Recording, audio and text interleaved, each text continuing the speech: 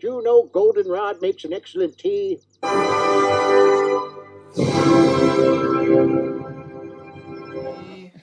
Happy birthday to me.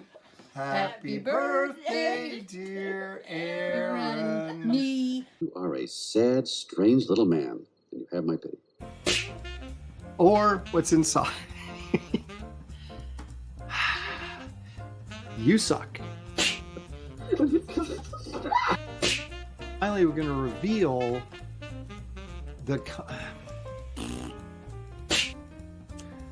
Hey, everybody. Welcome back to Tomic's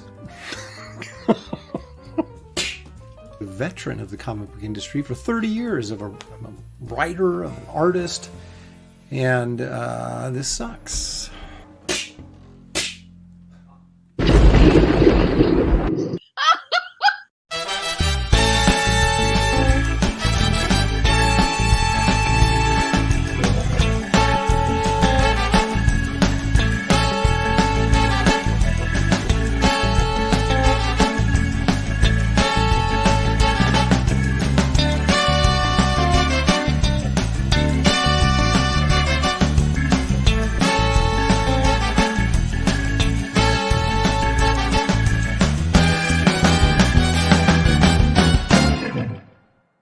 Tonight's episode, Spooks for Sale.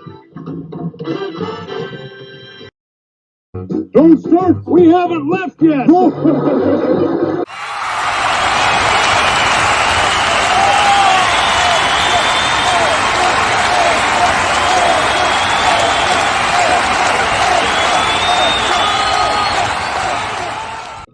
She cooks nothing but chuck wagons, stew, and her name is Minerva. Ouch. She's the flower of the devoured coach.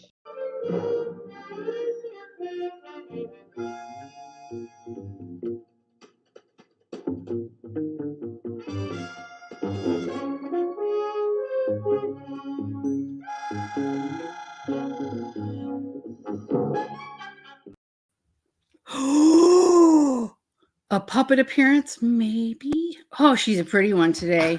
Woo! It's Puppet Lighting is Muppet great. Shelley is joining us. How about that? How about that?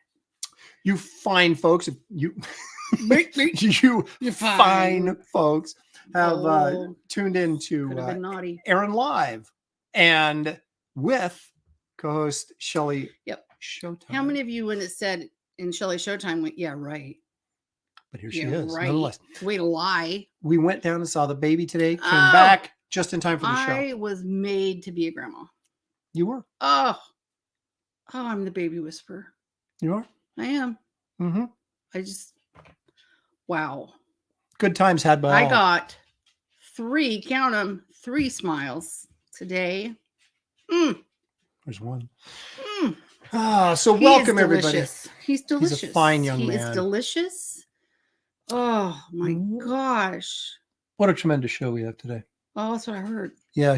Although he Shelley did say, knows. I don't know how to do the show with you anymore. Yeah, though I used to say when Shelley was here every week and we would do the show and then she'd go, I can't make it today. I'm like, well, what am I going to do? Right. Because, we had the whole, Burns and Allen thing going on. Those of you who are like 80 years old and older will know that reference. And then she hasn't been doing it in a while. So I've kind of got used to doing Been it a rough without one. her. Yep. And now I don't know what to do with her now that she's here. You don't So know what to do with me. I don't know. It's a sad situation. Look I at should those put glasses. There's like 5 pairs of glasses sitting here. I was collecting them as I was attempting to clean These are the dirty. studio. I think, what would make things way better is if I look like this. So we'll There you just go. do that. You're happening. Yeah.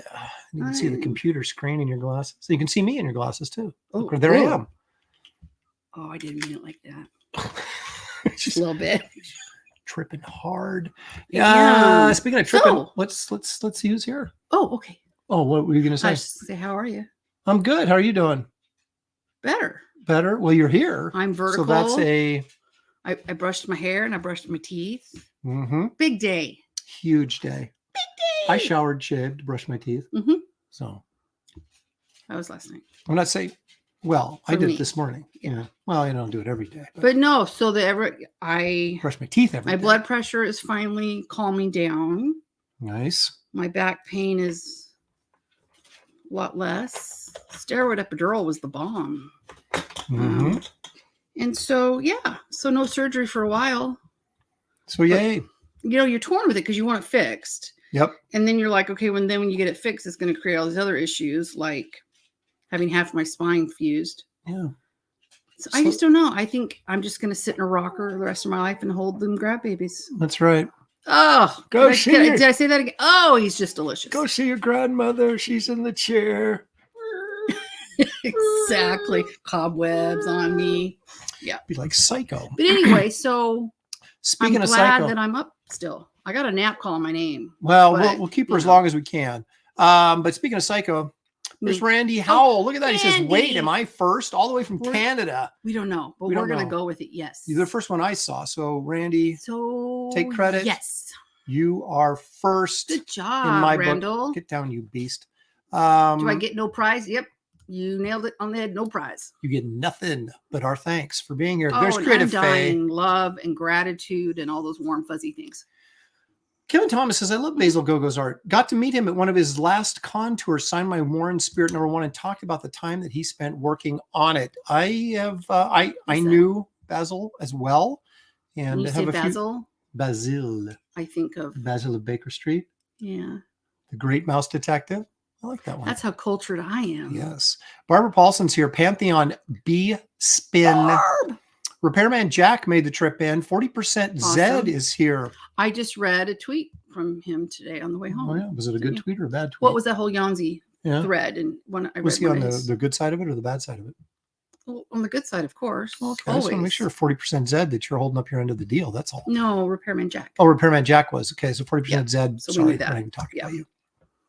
C. Squin, let me try that again. C. Quinn, the skull Sequential shoal. art. Oh my gosh. Let me just put it up so you can read it at home. Sequential artiste. Now, is that our friend Night. Sequential? No. Okay. That's another one. Sequin. Unless he changed it. Well, that's what I was Sequential thinking. artist. Sequential How do you artist. let me know? I don't know. Bill Maxwell is here. Hey, Bill. H is for Heretic. Duck Bacon. Citizen Ronan. The delish. Geek Easy. Citizen Ronan sent me a couple of interesting videos. Thank you. Oh, for nice.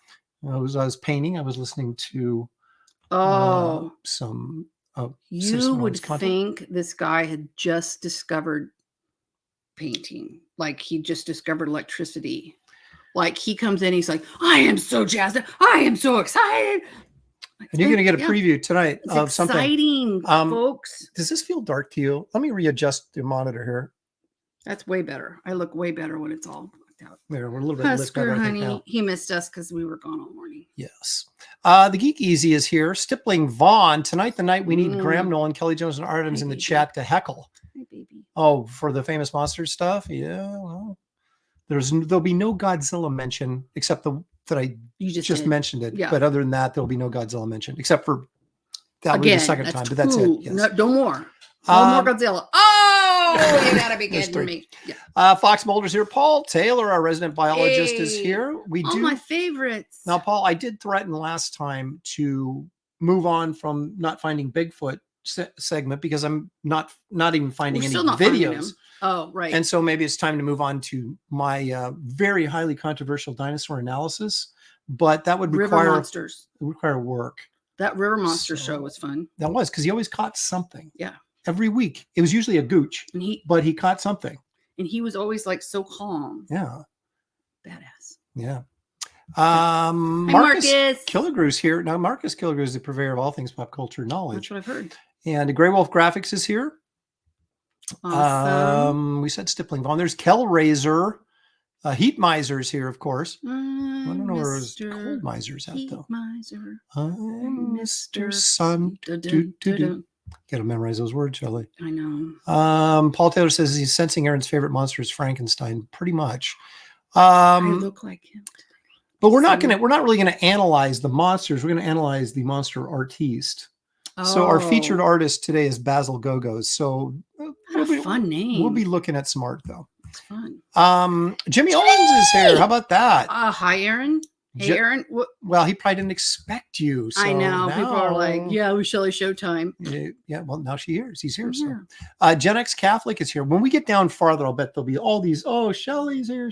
We just haven't got down there yet. Maybe. Wizard Sleeves is here, the guy who constantly confounds Gary Martin. Really? Yeah. Gary does not understand what wizard Fun. sleeves are. We keep trying to explain it to him. He doesn't get it. Pastmaster Dan is here. Well, you know, without his phone, it's tricky. he has trouble. Can't find anything. No. Can't even find his way home. I apparently. know. That's what I heard. Bretsky the Great is here. Andy Awesome. Dalif is here. Geek Avenger, of course. Yeah. H is for Heretic. Shelley! Goody Two Shoes. There we go. See, there they are. Awesome. This one. H is for Heretic. Yelling it out. Wizard Sleeves, Hail to all my comics geek peoples. Yes. Paul Taylor says, see, Shelley, there you go. Shelley Showtime. There you There's go. my peeps. There you go. Oh, sorry. I see it, Geek Jimmy. Avenger. Thank There you, it love. is. Yay. I know, guys. It has been. Thank you so much. Thank you. Yeah. So, anybody in your world, yay, thinks that is thinking about migraine treatment, do not, under any circumstances, get talked into a Movig, because Regardless of the commercial side. I haven't felt that horrible in a while. Years. It really knocked you out. It was my not good. blood pressure was up towards 200, over 100 and something constantly. And I was like, great. So all I need is a stroke. Crazy. And of course, being a long-term med, it's 28-day half-life. So you're like, oh, it's causing you all sorts of horrible side effects. Oh, well, just wait 28 days. It'll be all right. So please, did not work well for this gal. I would rather have a pukey migraine than feel like that day in and day out. It was 3 months of, so thanks for hanging in there, guys, and listening to me whine every day about it. But that's all. I'm done with it. Squeaky's here because Hi, she's Squeakster. always right there with Geek Avenger. Zaid Comics, that is Merv the Astro Chimp, also known as Phil I DS. was thinking about space beer. Oh, there's Christina Lynn. I haven't seen Christina in a while. Hello, darling. She's going to get her reading glasses on soon. Ms. Stiplin. Zombie Chow is here. Ms. Stippling. Oh, thanks a lot. Appreciate that. And yes, Paul, we do plan on spoiling little Caleb just rotten. Wait a minute. We got to take care of something.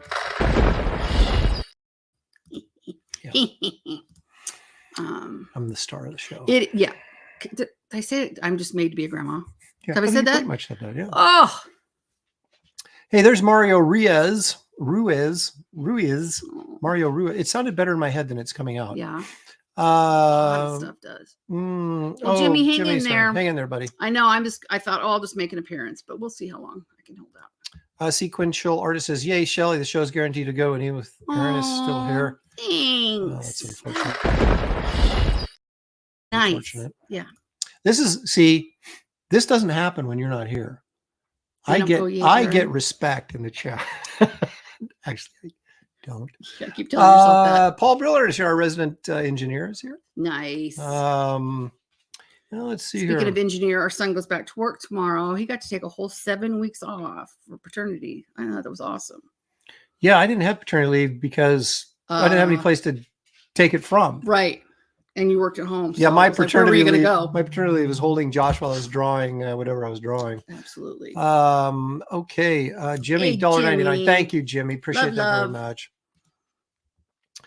Paul says packaging comics at 90 for Aaron. So of course referring to and Shelley my dear old Graham. mom. I like that. And what's funny is both his grandmas are named Shelley. So yes. Mark Pengram's here. How about that? Dan, Loving the pizza it. man Genovese. Booyah. Well, he was around when they discovered electricity. I'm sure you're not referring to me because if you were, you'd get blown up. Let's see. Not. Of course not. And let's see. Luffy as God is here. No Godzilla. Better not be any King Kong then either. No promises. I like King Kong. Yeah. I do not like. Godzilla's got thunder thighs and his face looks like a cat. How is that even remotely? Well, okay, at least my face doesn't look like a cat. Check on the thunder thighs. Got some junk in my trunk. Got some springs in my things. Well, that was in my previous life. Hey, there's Mad Mel. Any relation to Mad Max? I wonder. Justin Side is here. Nice. Justin Side, he's a drama free, guy. He says, thanks, Aaron, for not subscribing to the drama of CG and just doing your thing. That's what we're here for, just to do and our we've talked thing. about it. Like, even if we tried, it would be, you guys would be like, oh, that is so It would be disingenuous. it would be absolutely disingenuous It's to just- sit here and rip on people. And not that we don't have drama in our lives. Well, we Yeah, just got rid of a big it's part of usually it. off air. But Right. But it's just not what we do. And, you know, if that's what rows your boat, That's then go right. for it. But We it's ha- we- just, we're the alternative low blood pressure programming. hopefully just what is something called palate cleansing, kind of like, and, you know, it's not like we don't know kind of what's going on and look into it a little bit, but yeah, it's just silly. Oh, thanks. That doesn't quite earn a cannonball, but you can have some of this. There, that's good enough for that. That's funny. Let's see what Um, else we got. Paul Briller wants to know: will you get Phil a Merv costume so he can be at your booth? That he's like He doesn't 6'5". need a He would be like costume, he would be really. like he'd have to be like Gorilla Man. He would be like Bigfoot costume. Ooh, that would be an idea. Get Phil to be And then we go, look what we found. yeah Bigfoot. You come to my booth to actually see Bigfoot for real. Well, we got to start thinking about getting those stretch goal stuff ordered, and yeah. Oh, I got to color those cards too. he's got so much. It's only he'd married somebody with talent who could have helped him. If only. Too late. Jimmy Owens. We're so blessed to have Shelley here. Oh, Thank thanks, you. love. And me Oh, too. my goodness. I think you're blessed that I'm here. Item 74 says, hi kids, hope everything is well. Geek Avengers for $5. Buy chocolate. Shelley, we are desperately trying to stay off sugar, and yet there's a donut shop so close. Yeah, that, but I do. Can I toot my own horn? please. Toot, toot. I have lost 12.6 pounds. Good I know for I you. have a lot to go these days, but I lost 7 pounds and gained 3 back. it's a math problem. So I'm going to be working It's a on story going back problem. down again. Yeah, But yeah, we're working on it, and I'm trying to be more active even just around the house. And the house is getting clean. Oh my I tell gosh, ya. you guys should see the kitchen. So clean. And if you saw it before, you couldn't see countertops. Right, Just yeah. pretty much how Well, it yeah, was. that's true. You got to have the It's- kind of frame of reference, but It was just you can just by looking at the background of my studio, you get an idea that clutter we and got stuff. collecting of things seems to be kind of a But priority. we do keep thinking we do need to make a video of your studio now that it's redone. And Yeah, I just cleaned it. Yeah. because Shelley this motivated place me. is it's Us really for- awesome. Just he's such a baby. Oh, it's a baby dog. Anyway, you know, a couple of things we need to do right Mm-hmm. off the bat, and one of those things is please hit the like and This, subscribe Please, to help this please. rather humble, smallish show grow to enormous.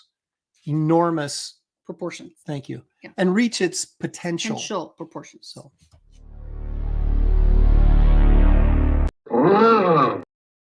there it is, folks. Frankenstein's always in season, even when it's not the Frankenstein Yeah. season. I think. Always around here. I always feel it is. Yeah. I'm Oh, hungry. what else? Okay. Let's all go to the lobby. Let's all go to the lobby. Let's all go to the lobby to get ourselves a treat. I wasn't ready for that. Where is it? Oh my gosh, where is Just it? do it. There it is. I haven't heard that in a I'm while. back. Yeah, she's back. Okay, so nothing special today. I used up all the Stippling Vaughn Trader Joe's And boy, did you love stuff. those. Oh my Yeah. gosh. But I do still a big fan of Cheers. cheese. So I've got these Tillamook squares. This is sharp white cheddar. And again, Tillamook, Oregon is where the Tillamook cheese factory is. Yes. And it makes probably the best cheese in the country. Mm-hmm. So sharp white cheddar. Nice. Got a nice little I've kick got a to little it. yogurt and granola over there, but Well, I'm going to give you a chance to eat some of it because right now yeah. it's time for our Frazetta of the day. Now Oh. we've been looking at, last week we looked at the first Frazetta Conan paperback cover, Mhm. the artwork for that. Now we're going to look at the second one. And we're going to go through all the Conan paperback covers. Today. And no, oh god, I had flashbacks to the portfolio show. you know, in retrospect, that was probably a genius show. We just didn't realize it at the time. Oh.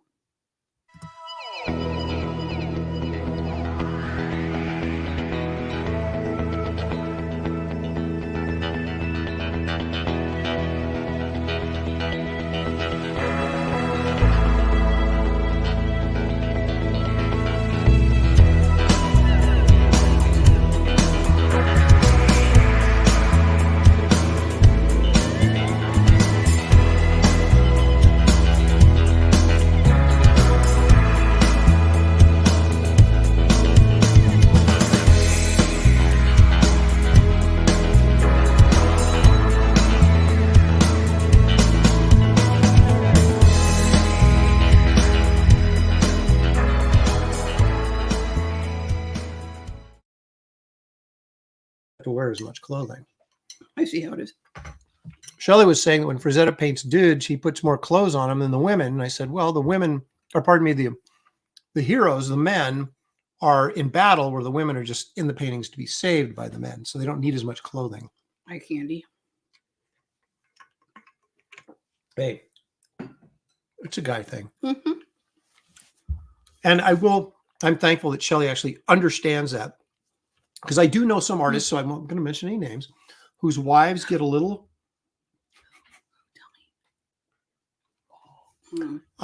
Yeah. whose wives are not thrilled with the fact that maybe they draw scantily clad women in some of their drawings. And Shelley was like, whatever. On her. Yeah. So Yeah. I so never there you had a have problem it. with that. No, I feel like I've seen that before. I would hope so. It's one of his more famous paintings. And that, of course, is from more specifically the Frost Giant's Daughter story. Oh, So he's out in the snow. And I he's haven't read any of those. Or were they anything like the Doc Savage ones? probably not all that dissimilar.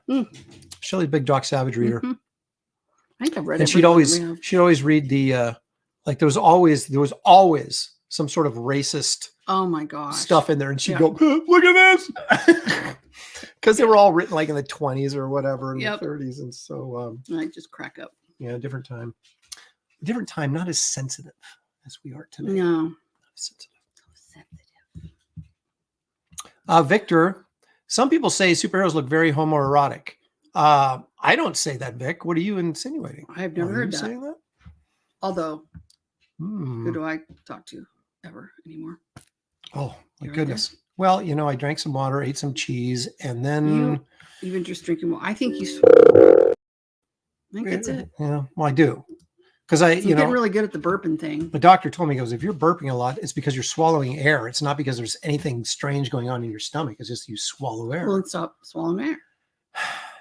It seems so easy and logical. Just breathe it. Don't eat it. Right. Okay. Hi, Dale. A. Yeah, there's Dale A. Paul Taylor says, Doc Savage Man of Bronze. I think the only thing of that I've seen is a Ron Ely movie from when we were kids. So Ron Ely was TV's The books Tarzan, They're a quick read too. There's some of them are pretty good though. Resurrection Day is my favorite.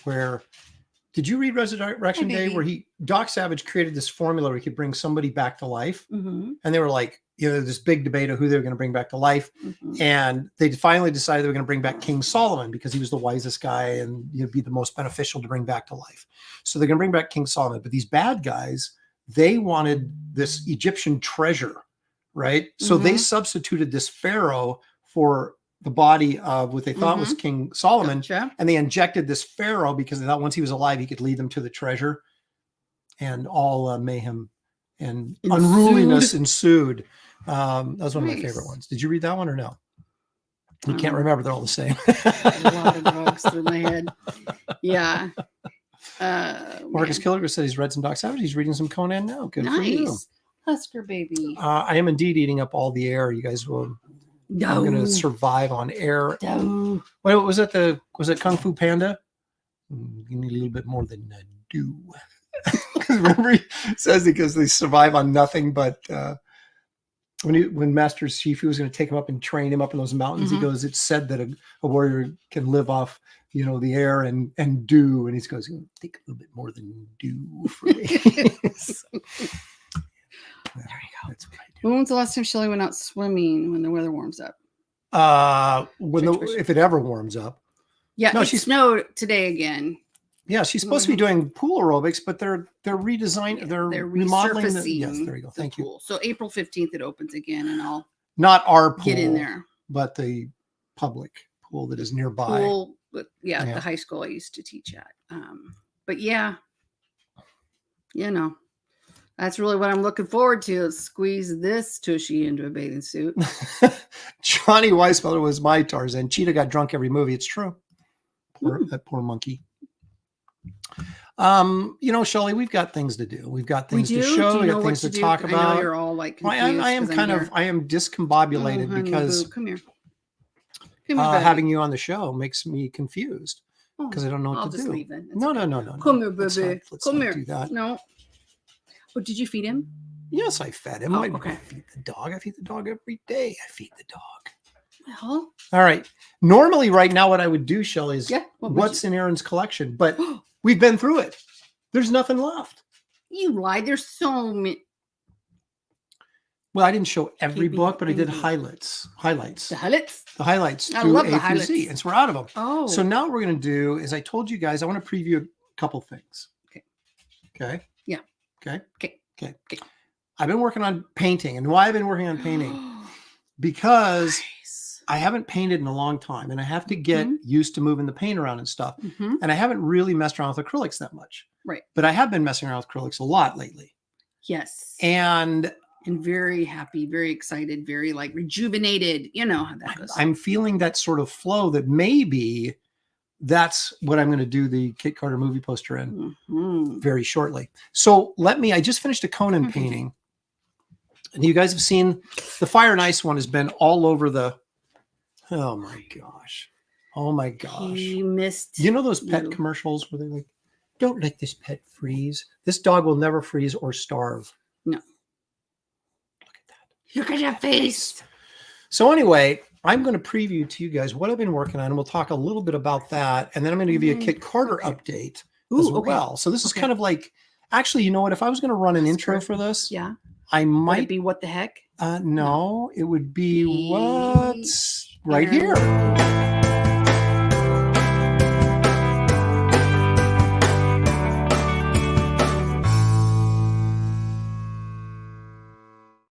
We haven't done that in a long time. Right. And like maybe you haven't been working or anything. Well, no, but you know what? That reminds me, it's time to update this. Oh, I remember that. Yeah, no news. You know what they say? No news is good news. In this case, good news. There's no news at all. But there you have it. Oh my gosh. New Exodus is the name of this story that I did 2 years ago now. Yeah. Still has not been published that I'm aware of. And what are you doing, Shelley? There's a battery that's rolling. Where is the charger for this, by the way? Right over here. Oh, okay. That's why I couldn't find it. Yeah. Anyway, so there's your update on that, which hasn't changed in 2 years and may not ever change. Emma. So, but enough of this fooling around. Foolishness. Let's switch over to the Razor Cairo and take a look at this. Ooh. Focus. Focus. There we go. All right, I'm going to flip this over. Let's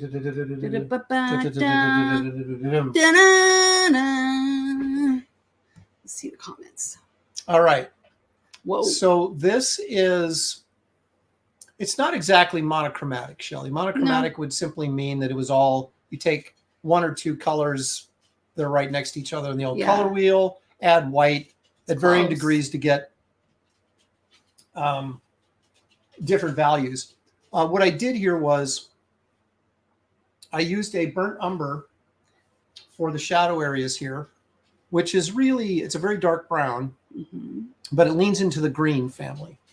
And then you can see this more reddish brown on here is burnt sienna, which leans into the red family.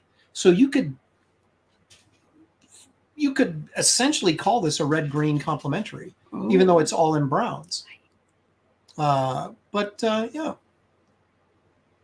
So this, I was going to do this in 3 hours, ended up doing about 10 hours on it. But you can see the progress that I am making in controlling this paint. Now this is a little bit more, the musculature here is a bit more stylized than the last one I did, the more comic booky, if you will. Or the shadows are much more defined as darker areas like you would if you were doing line work or something. And but I'm still pretty darn happy with it, to be honest with you. You know, the meat of the thing is right in here, and I think we created some good volume there. And this is all acrylics, again, 100% acrylics. One of the things that I've been doing that has been sort of challenging is that I haven't gone into this with any plan.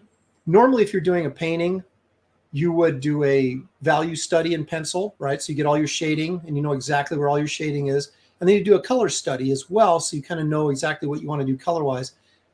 These two paintings I've done, actually the three, if you count the Man-Thing one as well, I didn't do any of that. I just kind of went for it, which then you end up sort of screwing up and fixing and screwing up and fixing, where if you had more of a concrete plan going in, you wouldn't have that issue. So it probably took more time. Yes, than it probably would have if I had taken the time up front to plan it out. Right. But these were more exercise. They were intended to be more exercises in painting. Warming up those painting muscles. Right, than finished paintings. But they would start turning out, and I'm like, I'm going to finish this. I'm going to finish this. And so then it becomes a painting, even on a very small scale, 9 by 12. It's not big, but so anyway, that's what I've been working on there with this. And I do want to show, if you guys have not been keeping your eyes open on social media, I do want to show you a Kit Carter page that I just finished. So if you haven't seen this. Now, the page after this is a big splash page. Let's get in here and take a look at this. This is page 31. So we are halfway done with this book, essentially. You see that big hand coming out of the ground there? So we're going to get a big splash page after this. And if you want to see the splash page, you'll get to see it because I will send it through updates only.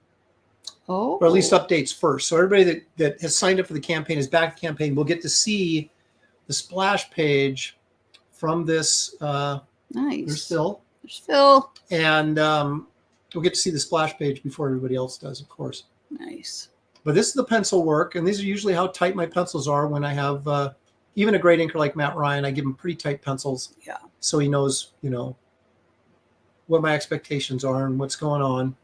And so I just sent him off a batch of pages, and he'll be getting, when I do 5 more, he'll be getting those. So he's right behind me. And Kelsey's coloring it. And I know Kelsey's like in various stages of completion of all the pages. He keeps, I'm going to change this. And he never shows me anything. So but he's not far behind me either. So we expect this book to get done on time, or relatively close to being on time. For you guys out there that are serious artists, we'll take one more look at this. So one of my problems was doing acrylics is that the paints on your palette dry so fast.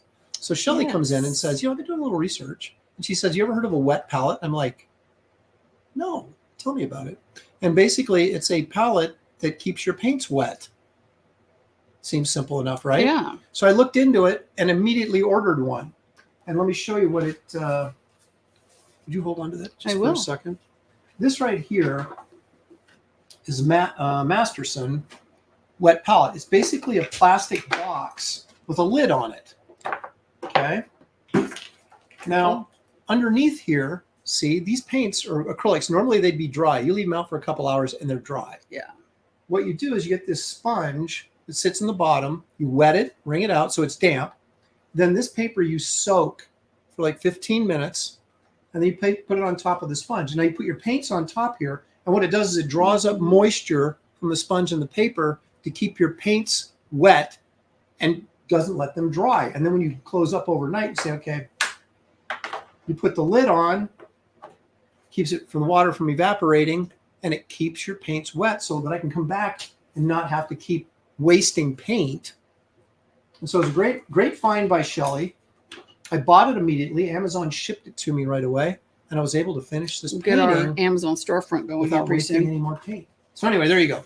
There you have it. The Barbarian in brown, ladies and gentlemen. And Kit Carter, page 31, Shelley.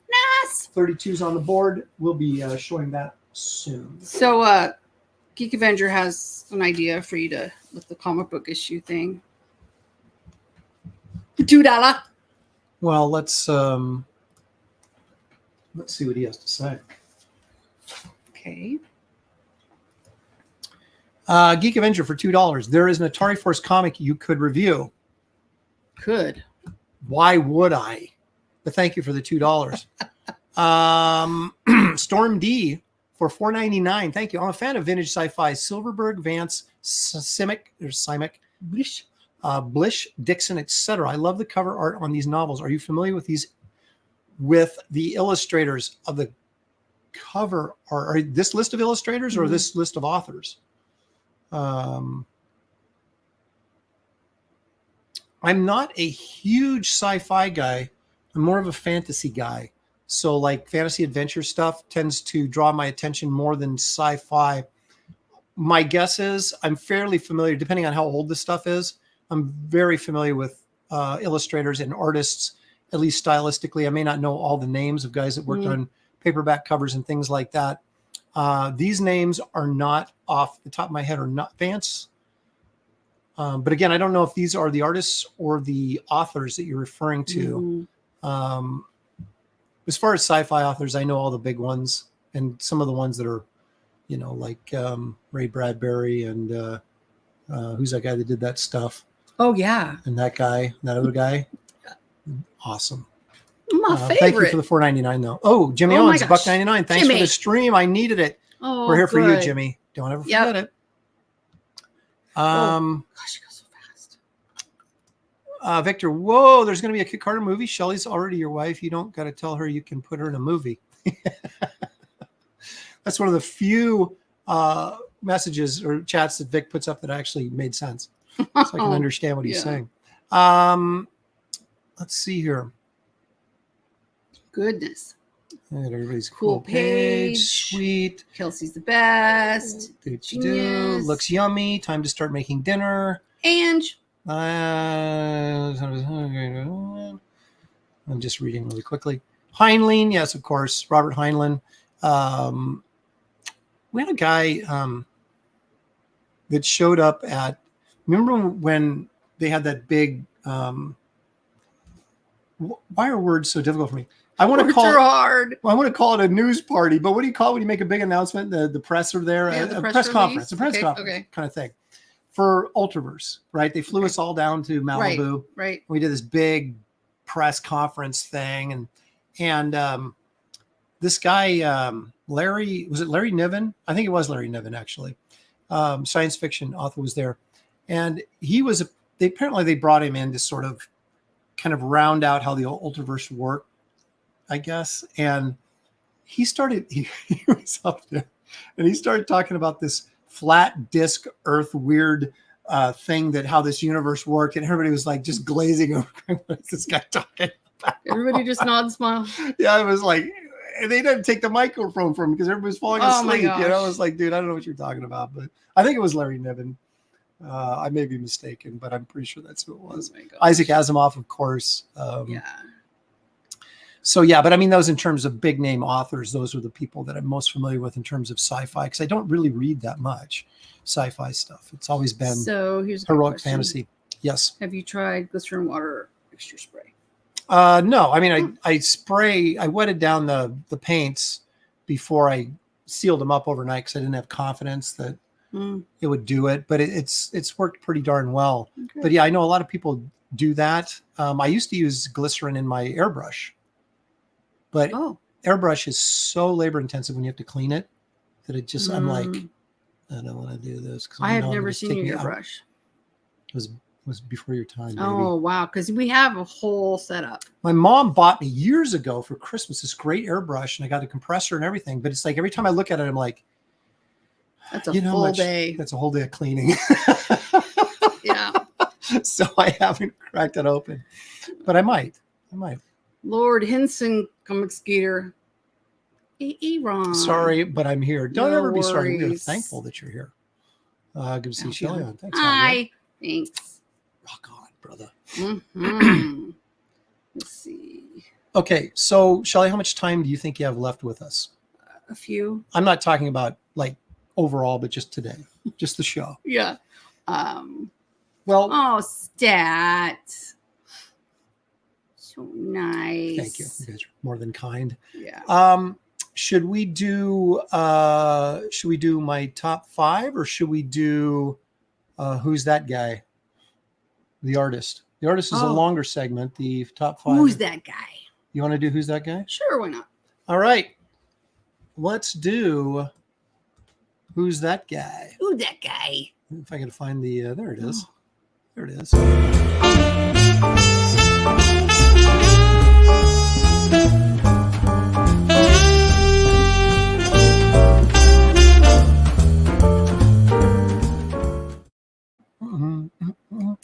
Now, I had the good fortune of meeting Basil Gogos on the convention circuit way back in the day. Well, because I don't When I used to know go that to name at all. Well, because he was never in Portland. So I would see him like when I was doing like Motor City Con quite a bit in the Detroit, like once every year or 2 years. Mhm. And Josh was little. Oh, so I didn't go. No. Yeah. And that's where I first met him. Now I've got a sad story. Oh, don't be I sad. know, I'm always sad. So I met him and I actually got to talk to him about his technique, which really stunned me. But let's take a look at some of his work and then we will talk a little bit about what he told me. Here's a perfect example. Now, this I thought. Oh, that is so what I look like this morning. So he's best known for his work on doing famous monsters of Filmland magazine covers. Okay. Now, Vanguard has this book. This came out while he was still alive. And so he passed away several years ago now, probably 10, maybe not that, maybe 5 to 7-ish. It was pre-COVID, and COVID was 5 years ago now. So I think, wasn't it? What? COVID? 2019 was pre-COVID, right? So Yeah. that would have been 5 years ago. So Before. it would have had to have been before that. But I met him at Detroit, the Motor City Con, and I asked him, I wanted to know what his technique was, because to me, they look like thick, bumpy, rich, like oil paints or something. No. Dyes. He used colored dyes, like Dr. Martin's dyes, which are in some ways glorified watercolors. They're much more vibrant than watercolor, but they're thin like that, and you have to layer them up. And you look at that and go, what? But if you look real closely, you can see like right in here, that is more of a stained looking thing than it is clumps of Versus built up. Yeah, clumps of color, which is what when it reproduces, it looks like clumps of color. So you're thinking he's laying on thick paint, Right. but that's not what he's doing at all. It's not right. And so that blew my mind when he told me that. And he had a painting example there and explained it to me. In fact, we have pictures of me standing with him and he's explaining in front of this easel. I don't know where they're at.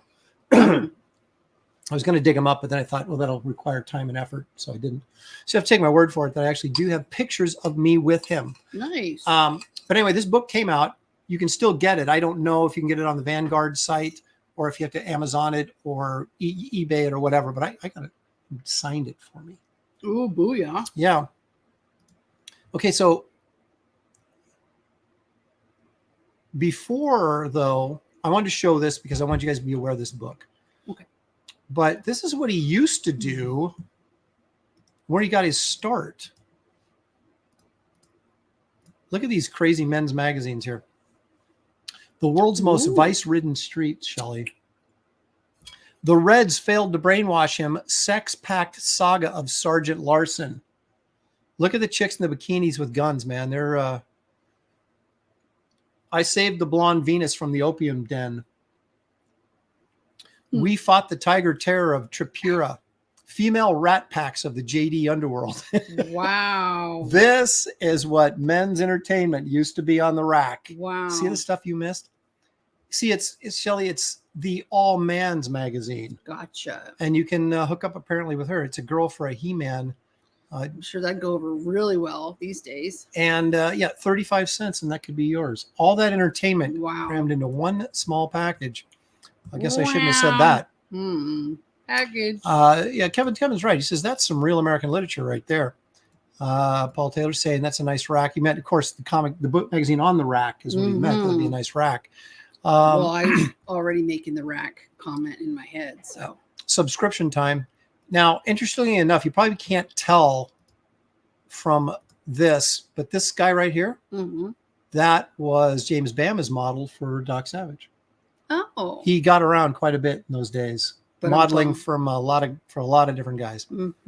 And so anyway, this is Basil Gogos started doing men's magazine stuff like this in like 1958, 59. Gotcha. And let's here's some more of this exciting. Here's a close up of it. Actually, let's get that's good. A better shot of the painting action right here. Basil and his. You know who he looks like? The first doctor did my shoulder operations. Really? Did he have a The, shirt off when he came into? No, but he looks just like him. He used to be the Trailblazers orthopedic surgeon. Remember? Oh, yeah. That's right. I do Yeah. remember. But look at when you get up close, look how rough this paint is laid in on Mhm. here. You know? But it adds the texture that you would assume is Right. And these guys painted for reproduction. So this thing gets shrunk down and it all comes together and looks almost Right. photographic. But up close, it's just, even that spots and areas 5 of o'clock color. shadow. Yeah. Yeah. So, Hey, she's not very attractive. no, that might have been like, a friend of the family or something. I don't know. But you got to, if your models aren't the best looking in the world, you got to be able to kind of lift it up a It's not little like bit. you have to exactly use it, right? Yeah. Well, some people do, but I don't. I like to view for or alter for viewing pleasure, As I put it. Yes, that's right. Paul Taylor says, "See, that's more realistic than Charlie's Angels because the girls aren't wearing high heels." Oh goodness! This book just boosted my testosterone levels by 20%. Who needs shots? Just look at that thing. But let me. We could read this. Read a little bit about Basil. Now, Basil was he was born to a Greek family living in Egypt. Wow! How exotic is that? Big time. And he went to various different art schools to learn his craft. He was all over the place. Mm-hmm. Let me bring up this image. He hooked up with famous monsters, I think 58 or 59. Let me try that again. Okay. There it is. That's Werewolf of London, by the way, which is my favorite werewolf movie. Mm-hmm. So he, look at this. He attended several New York area schools, including the National School of Design, the Phoenix School of Design, the School of Visual Arts, and the Artists League of New York. Now, how about that? Wow. He had his greatest artistic growth studying with noted illustrator Frank Riley, very famous illustrator back in the day. Mm-hmm. After winning a competition at the school sponsored by Pocket Books, Gogos began his professional career with a cover painting for a Western paperback called Pursuit, published in 1959. Of course, then the men's magazines, and then, of course, eventually Famous Monsters of Filmland. He was very big there for a while in the early 60s. And, of course, Famous Monsters of Filmland was a magazine created by James Warren, who gave us Creepy and Eerie magazine, and Vampirella, and Forrest J. Ackerman. And it premiered in 1958. Now, his first cover for Famous Monsters was Vincent Price in the, that one that the House of Usher. There you go. And that was number 9, Famous Monsters of Filmland, number 9. I think Daryl, my good friend Daryl, Vincent Price fan, actually has that magazine that we bought at a Portland comic book show at the Masonic Temple when we were in high school. How about that for useless memory? Green Man. Yes. Now, yes. Gogos kind of got back into the convention circuit in the 90s because the monster stuff became, everything comes around, everything goes around, comes around, everything comes around, goes around. Yeah. And so the monster stuff started getting popular again. So he started doing the convention circuit. Now here's my tragic tale. Oh no. Actually, let me show you a couple more of these before I tell you my tale of misery and woe. Seriously, me this morning. Great Karloff as the Mummy. Look at that. Rowan and Martin, the Maltese puppy, exclusive photos. The Maltese puppy right there. See Karloff as the Mummy. Not puppy. Bippy. Now, I asked him about his funky color schemes. Well, this last one was pretty funky. The one before this one. Yeah. And he was saying he was just kind of playing to that whole 60s vibe. Yeah. The psychedelic 60s. And so he was trying to, set his artwork a little bit apart from everybody else. So this is if you look at this is a yellow, violet complementary. Because yellow and violet, of course, are complementary colors on the color wheel. So what you do here is yellow becomes your vibrant key color. And then your violet, even though you can still tell that's purple or violet, it's muted so it doesn't fight with the yellow. Because if they're both the same intensity, they would just be driving you nuts because they'd be fighting each other. But you knock back one of the colors, key the other one, and that's how you work, basically how you work in complementary. Gotcha. Just learning stuff. Now this is Ew. That, of course, Dr. Jekyll and Mr. Hyde, the classic starring Frederick March. won an Academy Award. In fact, he's still the only actor to win an Academy Award for Best Actor in a horror role until Anthony Hopkins. If you want to consider that a horror role, I don't know that I really do. But it was horrifying. It was a thriller. It was I guess, but certainly not a monster movie in the sense of makeup and this type of thing. Right. So this is the only like pure monster movie to ever win an Academy Award for Best Actor. So you got green down here in the beard. You got orange over here, purple up in here, yellow up in here. I mean, it's just funkadelic. It is. And it really sort of defined this sort of look for famous monsters. But it was also, again, a product of the 60s, which he was working in. Let me show you one more. This isn't the Vincent Price. Now tell me this doesn't look like oil paints. And it's not, but it looks like it.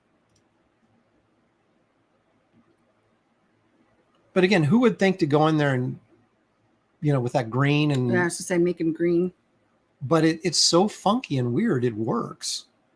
I mean, obviously the likeness works and it's well executed, so that helps. I like the background, probably the best. So. Geekies, he says, looks like me after a 3-day bender.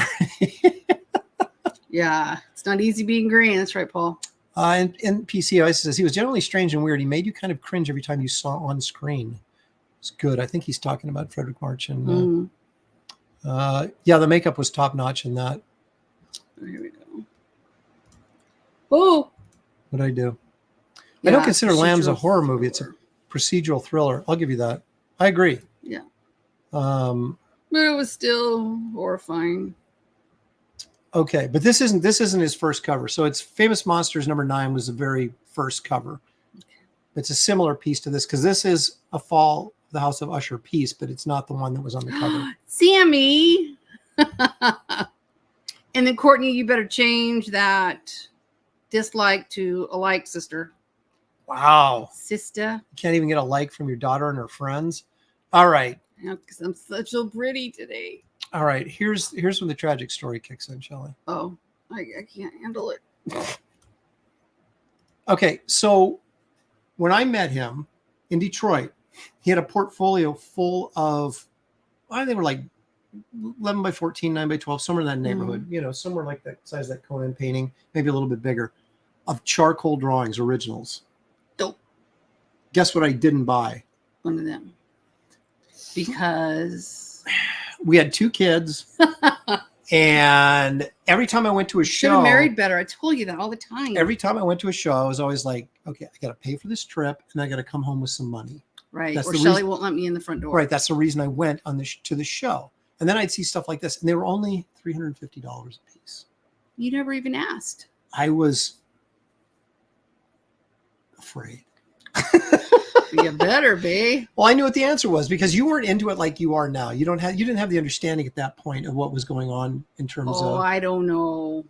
I don't know. I was being responsible. I was incredibly responsible when I passed up so many great opportunities. I just told Josh this morning, I said, if I'd been a smart dad, I would have said, screw you kids. I'm buying the artwork and now I'd be rich.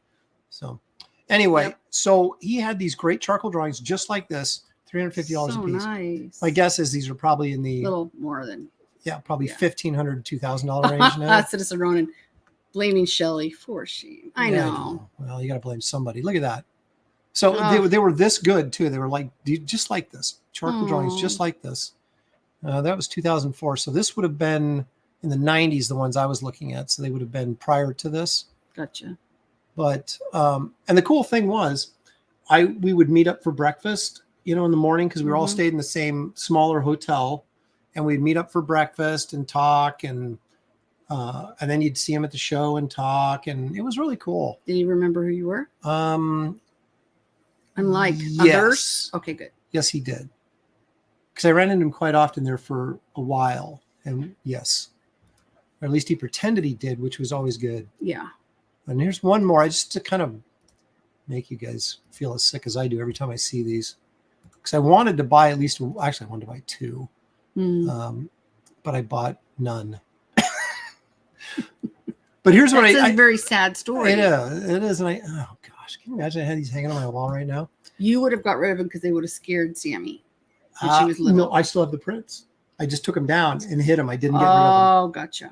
And speaking of prints, not Prince the performer, but prints that you might, buy and hang on your wall. Mm-hmm. What I did buy was 2 black and white prints from him, which I had him sign, which I still have those. Yeah. And actually the print to this I have up there. That's the original that sold on Heritage for $2,500. Oh.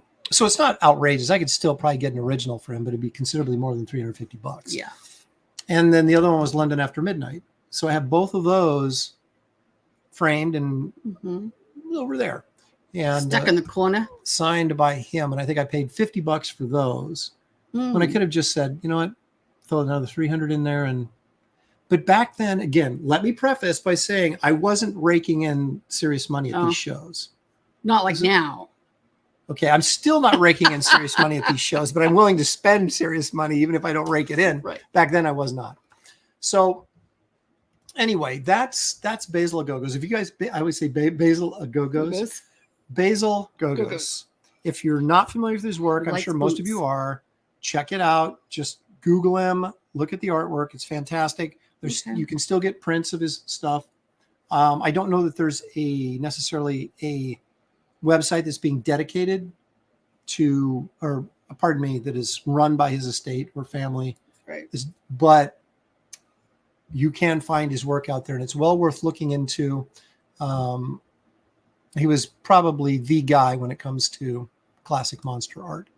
Robert the Bruce for $4.99. Hey, thank you. Really appreciate the artist spotlight on each show. You've introduced me to many illustrators. Thanks for the content. As always, great seeing you, Shelley. Thank you, Robert the Bruce.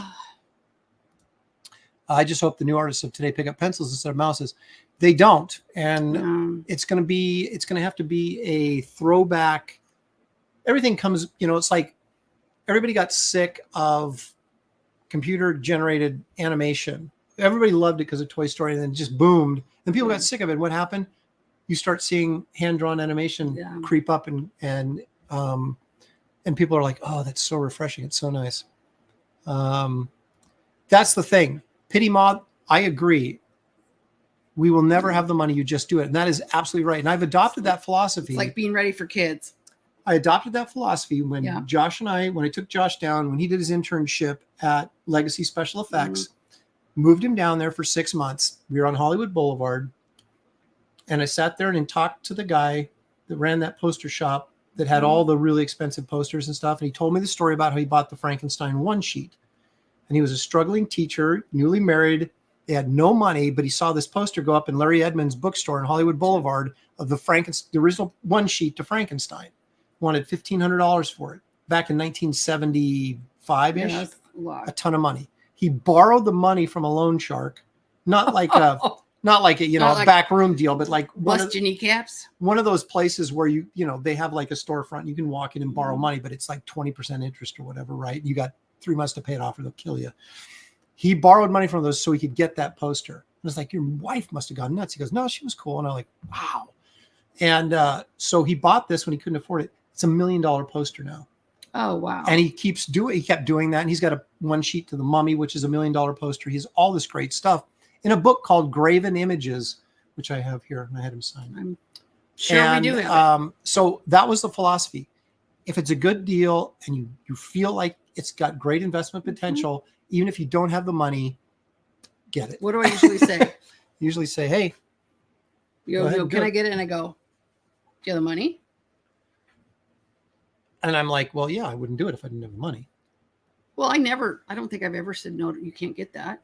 No, but I know you're thinking it. Oh, not bad enough. No, it's my own guilt that keeps me from doing that. Squibs 199. How did he make the dyes look like oils? How? He layered them on top of each other, and like he wasn't really, if you looked at those paintings, they're not really blended as much as they're kind of splotched down and built up. And that creates that kind of splotchy, blocky effect that makes you think that it's oil paints. Gotcha. It's amazing. It's amazing because I had no idea until he showed it to me. And I got up there really close and I went, he actually had one of his paintings there behind his table. And I was literally like right here going, I can't believe what I'm looking at. It's just weird how people will take mediums and use them in a way they weren't intended to be used to get an effect. And you're like, how did you do that? Paul Bonner. Just Have we done experimented. Paul Bonner? I don't think we've done Paul Bonner. I We don't will do think Paul so. Bonner on the show. He uses watercolors, and you would swear they're oils. And I'm going to save it till we do Paul Okay. Bonner. And I met him as well and got to talk to him about that. So anyway, folks, there is Basil Gogos. Check out his stuff. He was a great guy. In fact, the parting thought I will give is, I remember sitting there talking with, I can't remember if it was his wife or his agent. I think it was his wife. Or maybe it was his daughter. I can't remember. We were at breakfast and all this kind of stuff. And they were talking about how they really felt like his work was not commercial work, but should be considered fine art. And much like Frazetta, right? It was now sort of considered fine art, even though it's really commercial art done for commercial purposes. Mhm. But it was so different and beyond what people were doing for typical commercial artwork that it kind of transcended that and became fine art. And Gogos was doing that with his technique, the multicolored approach, the dyes, things like that made these pieces, although very commercial, they were also, you could look at them and say, this is could be considered This fine is art. fine. So that's how they kind of looked at it. And Gotcha. I can't disagree with it. So anyway, Shelley, there you are. There's Basil job. Gogos. That's who's that guy. Who's that guy? But you know what? Hmm. Every week has a top 5. Yes. Sometimes it's rock and roll. Sometimes it's comic related. Sometimes it's country. Sometimes it's, here's the thing. You know what? You ever have people come up to you and say, what concerts have you been to, over your lifetime? Right. And they'll go, oh yeah, I went and saw, Elton John or whoever. I've said this before, but I saw the Police. And the only reason I went was there was this girl I was trying to hit on. And then, because I'm not a big Police fan, but a couple of their songs. But I went to the Police concert at the Coliseum. And then, of course, Kiss on their very first retirement tour. So they were still like young. They were old, but they were old. They're like old now. Yeah. But this was like in the 90s. So they were, and they had the original band members, Ace Frehley and Peter Criss and the whole gang. So that was quite spectacular, as you can imagine. That's it. Except every other concert I went to was country western with you. Yes. Because when we met, Shelley still had migraine. She had migraine issues at that time. And you told me, you said, the only music I can listen to when I have a migraine that doesn't make it worse is country music. And so I said, okay, if you will put up with Nebraska football, I'll put up with country music. And her dad was a car dealer. Right. My dad used to advertise on one of the country stations. And so when they did listener appreciation concerts, he would always get like these VIP tickets. And so we'd go backstage and meet them and meet the band. And we saw many a country western, like Wynonna Judd and who's that dude? That one guy. Stuff. And sang that song. Yeah, so we went to a lot of those. So that's like, I don't have like great rock and roll concert experiences. They're all country western experiences. I have a lot. You were a headbanger. Yeah. You went and saw Cinderella, or not Cinderella, Rat. Yeah. So INT, seen Ronnie James Dio. I've seen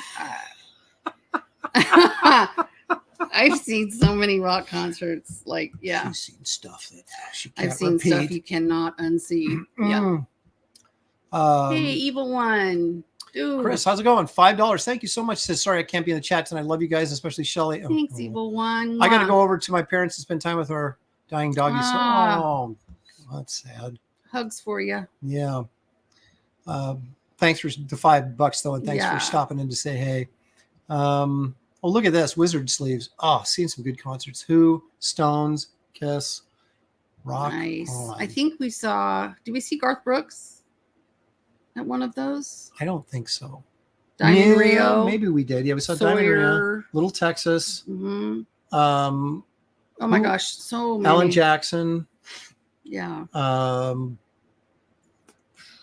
I don't know. I'd break out some of the old pictures. The one that I remember is because I was a humongous pregnant with Josh, and every drum beat he would kick me, and I was just. We took all our coats, we're putting them over her stomach to cover because the bass was too loud. Beat the crud out of me. Yeah. Look at this. Geeky says I've seen Rat 3 times. Nice. One stadium and twice in a bar. I met Cinderella, Cinderella. Twisted Sister, loved all those Poison.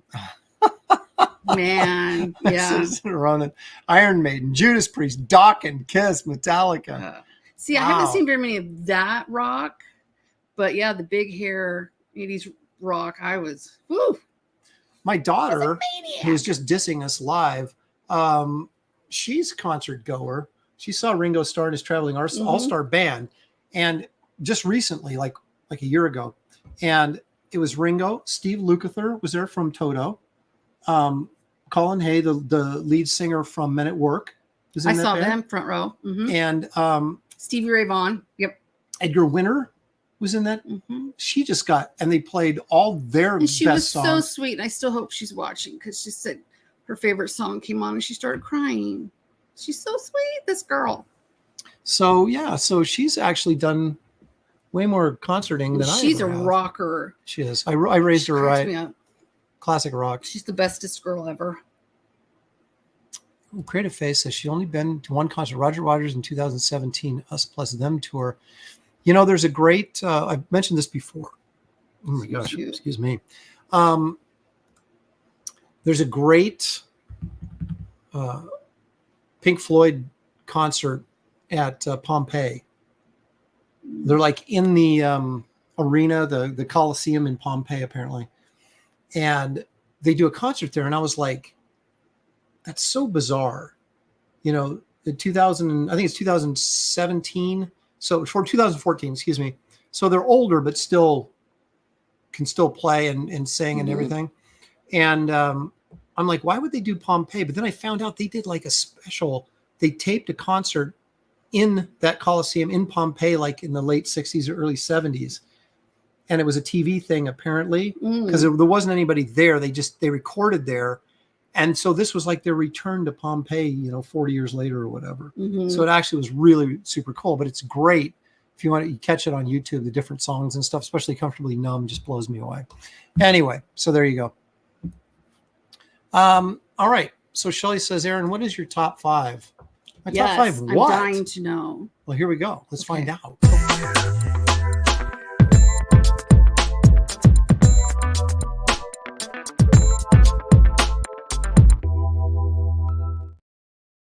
They didn't, but we were talking about rock and roll because sometimes in top 5, I'm explaining the show. I was like, what does that have to do with board games? I'm explaining the show to Shelley.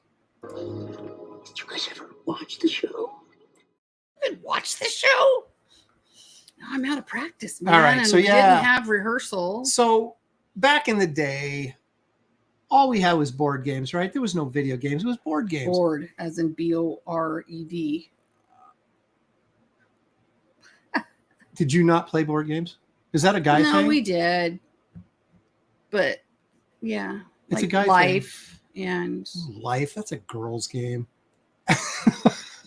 well, last time I checked, I was one. So there you have it. I wanted to play like battle games and take over the world stuff. Oh, yeah. All right, but here we go.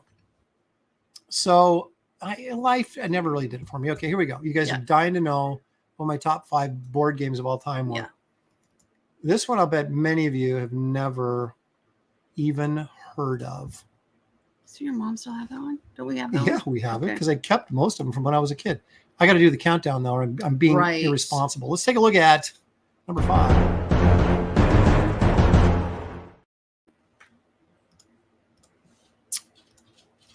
Now I got this, Shelley. This came out in 1970. This is Dr. Seuss's Fish-a-Majigger game. Now, if you look at this game, it looks like a box, right? But it isn't. It's a vinyl folder, and it snaps and folds open like this, and that becomes the board game, and it's all vinyl, right? Maybe because they figured kids would be spilling food on it. You can clean it up easy. The reason I love this game, of course, was because it had Dr. Seuss characters, and you had little cardboard characters that slipped into the plastic, bases that you move them around. And one of them was the Grinch, so I always had to be the Grinch. Right. And I would throw a fit if I didn't get to be the Grinch. Would you cry if you weren't the Grinch? I wasn't a crier, but I was anger management, So I got to be the Grinch most of the time, unless somebody bigger was playing and physically made me be something else. You beat down? Yeah. And what you'd have is you'd have this little, there's a little tray. You can see the little yellow tray right here. Mm-hmm. And it had a lid on it. And there was all these like cardboard fish, like this blue whale guy. They all look like him.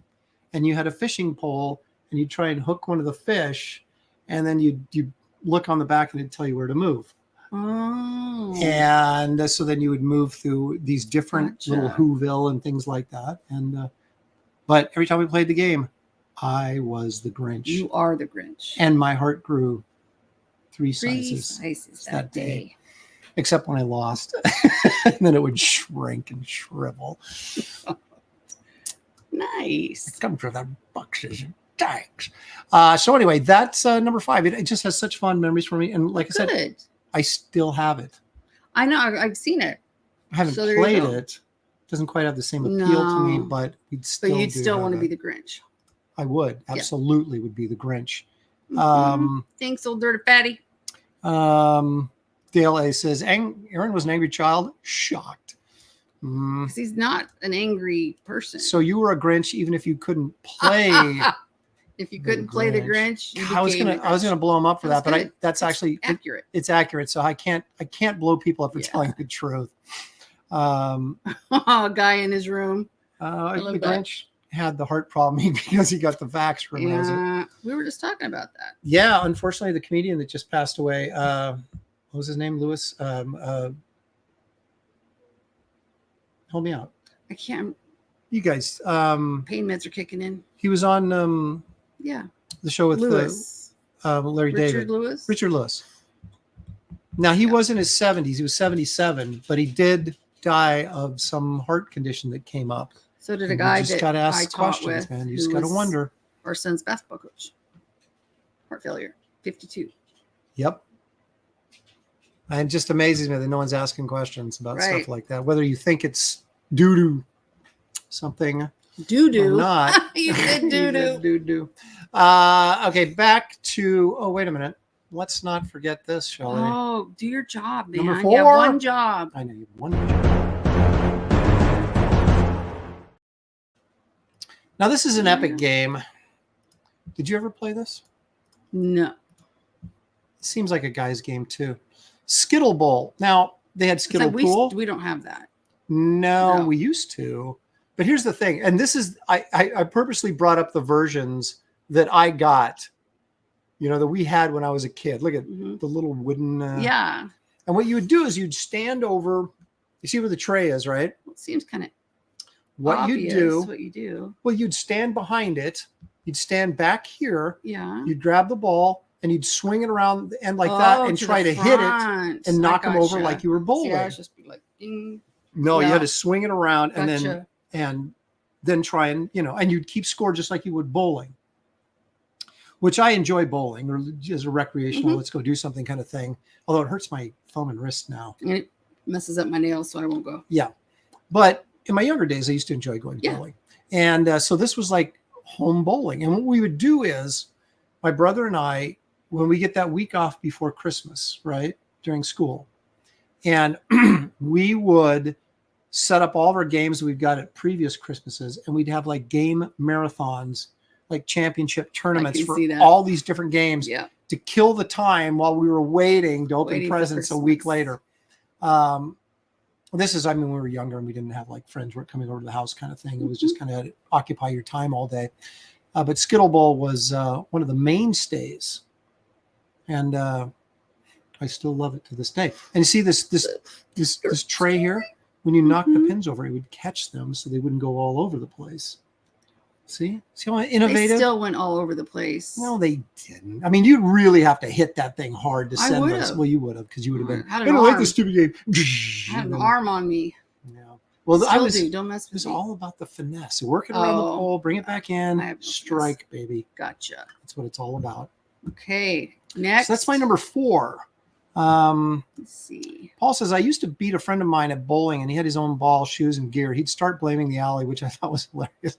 There's nothing better than beating somebody who's like, oh, this is my game, man. Right, this is my jam. And you play once every 2 years. You go out there and, I just happened to bowl a 250 today. Sorry about that. Yeah. Must be beginner's luck. Ooh. Sequential Artist says 1980 Marvel superhero strategy game, chess clone by Milton Bradley. I don't remember that. Of course, in the 1980s, I was out of the board game scene. I was the 70s board game scene was where I was hanging, man. Yeah. We would go out and play The Skittle 80s Ball. was your get chicks phase. Yeah, right. Yeah, I wasn't worried gotcha. about board games. But we would go out and smoke cigarettes and play Skittle Pool. And Yeah, when you were 5. kidding. That's right. That's exactly what it was. It was Skittle Ball Invitational. Good. Yeah, I know most of you guys are like 80s kids or 90s kids, and you're like, what is he even talking about? Yeah. But let's keep talking about it anyway. Number 3. Oh yeah. Play Now, this again, I'm showing you guys the actual versions of the games that I owned and I think still own. It's Clue, Shelley. Mhm. This is the cartoon Clue, where all they made them into Yeah. cartoon characters and stuff. I still love this game. Yeah. Because it's like It's very good for your brain. it requires a little bit of logic, intellectual, and I'm not so much anymore. I'm really bad at these games now. When I play strategy games, Samantha kicks my butt. It's that young brain. We have this game called Tank Battle, and it's like you have two sides of the board. And That's you have an these old little, one. yeah, it was when I was a kid too. And Yeah. you have the tank. You set up your tanks, and they each have like different like numbers, values assigned to them. But so the other person doesn't know what value the tank is. So if you do a face off of the tank, you could lose if their number's higher, that kind of thing. And then you've got these like ammo depots, and some of them have like secret messages and crap in them. And so it's this game of strategy figuring, kind of like Battleship, right? And she beats me every freaking time. I won't play her anymore. Because did you turn into the Grinch? I right did. there? My heart shrunk 3 sizes that time. Because it's like, how is this punk kid beating the crap out of me? Ooh, And it's fighting because words. her brain is like way more functional than mine is now. And she's just out strategizing me. And I'm not even thinking, going, why didn't I think of that? When I used to think of that. But now I don't think about it anymore. No, I don't know why I don't think of it, but I But don't think think of about it. So I'm easy What do to you be guys distracted. think? Yeah. So there you go. But the Clue, Colonel Mustard. Yeah. In the In the- library with the rope. With the rope. There it is. It's right there. I love Yeah. it. And then when you guessed wrong, you would be so your ticked Grinch off. heart. You'd get 2 out of 3 right. And you'd be like, Mhm. no. Yep. But yeah. And there's so many various versions of this game. I mean, they've updated it with,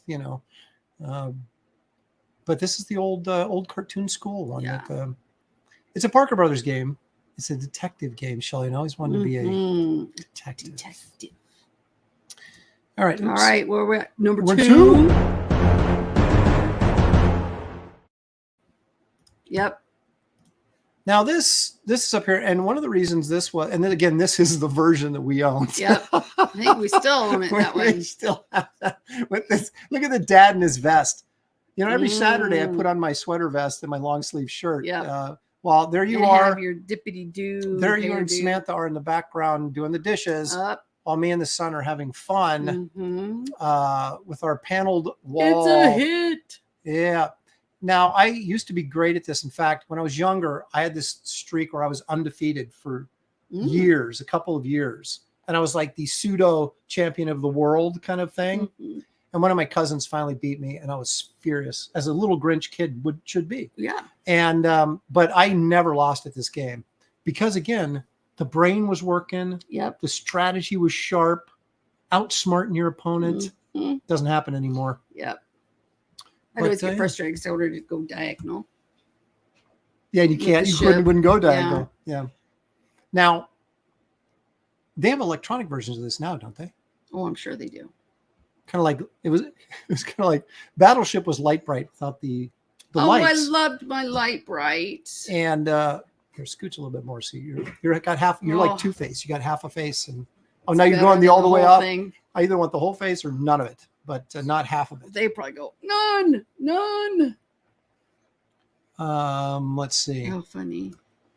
Mom and daughter are talking about what colossal dorks dad and brother are and laughing at them. That's Probably. In the future, we won't be the ones doing the dishes. Oh, so Look anyway, at Dad in that vest. that was my game for a long, long time. Yep. But Shelley, there was one game that I was Number 1. better at Was it the than Ghost Battleship. Hunter? Oh, I forgot about that. We got that recently. What was it called? Johnny Phantasm or something? Where you have like these little guns and little ghosts. You project them up on the wall and you have to shoot them with and then the batteries. Or what was the ghost one that you had that's The old? Green Ghost? Yeah. The thing about the Green Ghost game is that it's because of the pieces and the plastic and the whole thing. It was my favorite. But to play it was okay, but it was not a great game. All right. This, however, here it is. And I could never get anybody to play this with me because I for sure destroyed everyone all the time. He is full of useless knowledge. So much, and you'd be like, I'm not playing. When this game came out, this is the Genesis edition. So you had all these. The what? The Genesis, not genius, but Genesis. I don't know I thought you were trying to be funny. No, I don't even know what that means. Say genius wrong. No, that's kind of I used to think it was the Genius edition, but it's the Genesis edition. I don't really understand. Okay. But unless maybe it says Genius and I just read it wrong. I don't know. Could be. No, it's not. It's Genesis. So anyway. Do you want to take that off? Yeah. Sorry about that. Okay. So you'd have like literature, which no one ever wanted. Geography, which no one ever wanted. Right. History, which no one ever wanted. Right. Arts and literature, no one ever wanted. And then the sports was over here, which is generally the guys I played with. That's all they would try to get is sports. And then entertainment was pink, which everybody, go see movies. I can do that. Yeah. I killed at this game, Shelley. To the point where we go, I'm not playing anymore. Yeah, no one wanted to play me. And then the silver screen edition came out, which was all movies. Mm-hmm. And I got that. Killed. Or it was like playing the comic book trivia game. Oh, yeah. You and Josh, everybody, you want to play? I'm like, no, I won't get one right. Not even one right. Who drew Sludge? Okay, I'll get that one right. Oh. Who wrote Sludge? Depends on the issue. Marcus Killiger, I find this hard to believe his mom was even better than you were at something like this. I can't believe that. See, Marcus Killiger, I'd be afraid to play in this. Yeah. But I'd still play him. And then if I lost, I'd be very grinchy. Or as Eric was right, you'd flip the table. That's Yep. Hi, baby boy. I could have put poker in here, except poker's not a board game. Neither is Porker. Porker is definitely not a board game. That's an entirely different game, and we don't want to get into it right now. Well, because that's what you almost said. Oh, yeah, I know I did. Okay. I was trying to let it slide, but no. I don't let it slide. You open the door, I'm going through it. Zombie Chow says, I always like the Casper board game with the light up Casper model. Oh, I don't remember that one. That sounds cool. I have to go look. It's probably like a $200 game. I got this friend of mine who's really into monster games. They had this board game called Voice of the Mummy. And basically it had this little record in it like this and a little record player. And you'd play the record. And the mummy would, when you land on certain things, the mummy would give you instructions. Go to the room with the black door, that kind of thing. And so he would always talk about this when we were young adults. That was his favorite game when he was a kid. He finally went and bought one off eBay years ago, and the record player didn't work. This guy's such a freaking genius maniac, Daryl. He fixed the record player. He took it apart and fixed the record player, so now it works. Pretty smart. And so now you can actually play Voice of the Mummy with the little record that tells you where to go. We'll tell where to go. Yeah. Find out what they're thinking. So anyway, folks, those are my top 5 board games all time for this week's episode of Top 5 Videos. To backtrack just a bit. Yes. I thought, I wonder what stuff's going for now. Oh. The Mr. Go-Go boots. Uh-oh. So if you want the Mr. Hyde charcoal on paper, how much do you think? $2,500. You are way out of there. How much? So this one's like make an offer to owner $16,275 or more. No, I couldn't have bought that one. That was a big finished piece. Bela Lugosi as. Now these are paintings. These are paintings, not charcoal drawings. Well, that was charcoal on paper. Right, but that was way Mr. Hyde. That was way more elaborate than the stuff I was looking at. The Bela Lugosi as Igor. Igor as Igor. 30 grand.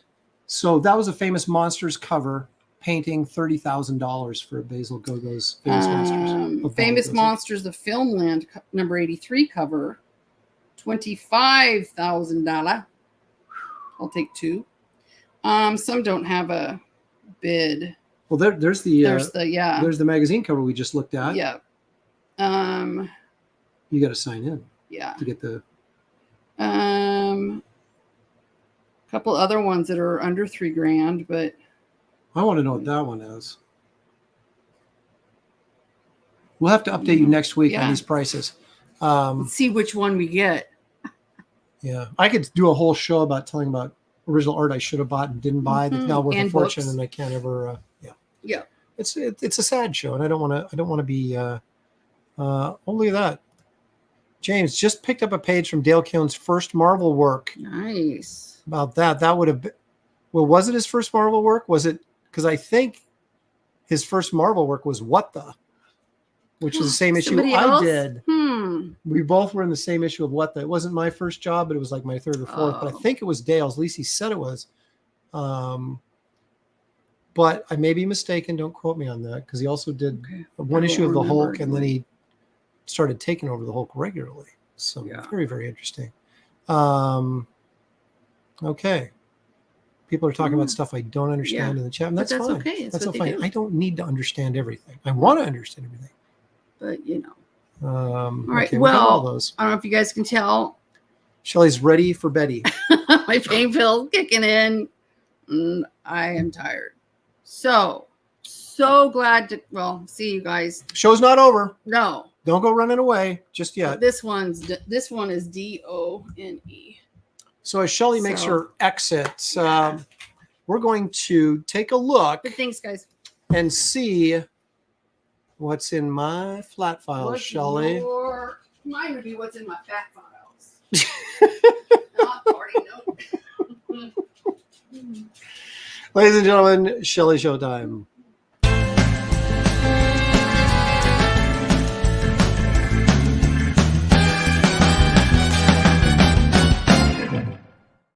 All right, what I want to start doing on a weekly basis, I thought might be kind of fun, is to go back in time and take a look at like splash pages I did in different series that I worked on.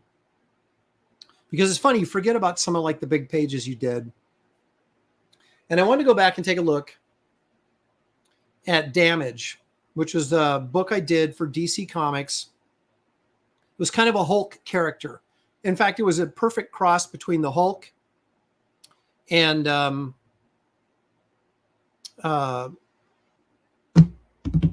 was the guy that was on the timer? I don't mean the little cheese guy from the commercials, Saturday morning cartoons, but the Hour Man.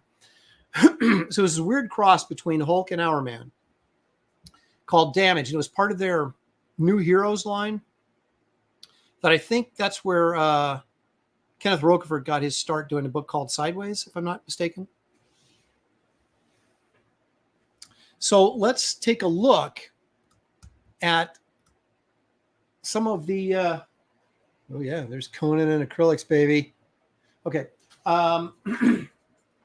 Let's take a look at some of the work I did on Damage. Now, I don't still have all of the splash pages. I've sold some of them. And of course, the inker Matt Ryan got some of the pages. So here we go. This is from Damage Annual #1. This is the first. Actually, that's not true. It's from issue 9. I did the annual first, and there was a couple splash pages in there, or a double pager that I sold actually this last year at San Diego, so I can't show that. But the reason these caught my eye was the way the New Heroes stuff was introduced. Dan DiDio wanted these to be sort of old Marvel style books. In other words, the author, the writer, would give you a plot, and then I would go in as the artist and do the storytelling. And then the book would be given back to the writer, who would then fill in the dialogue. So it's very much like a Stan and Jack sort of relationship. So the great thing about this was I got a lot of say, especially in the fight scenes, and how to choreograph stuff and put stuff in the comic.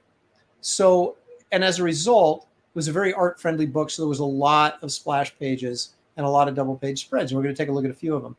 These are inks by Matt Ryan. So this was Damage #9. I think this may have been the very, again, That's incorrect. The annual was the first issue I did of Damage.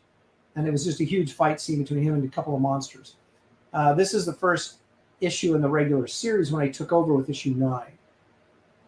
So I was still getting my feet wet, getting a handle on the character, but there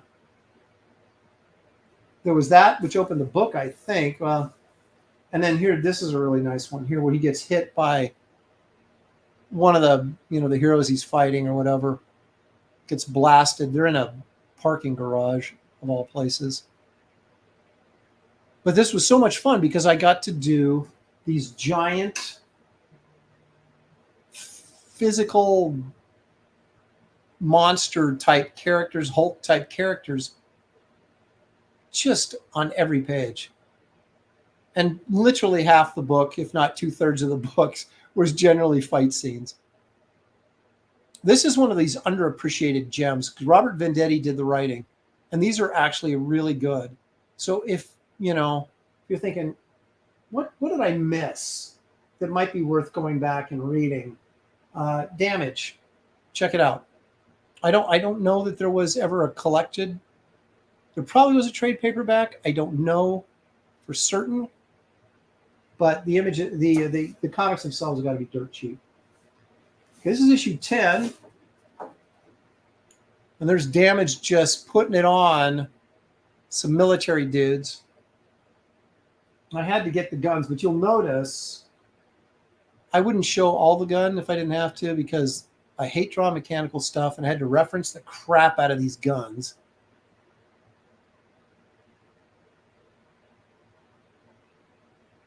Billy Tucci would be so proud of me.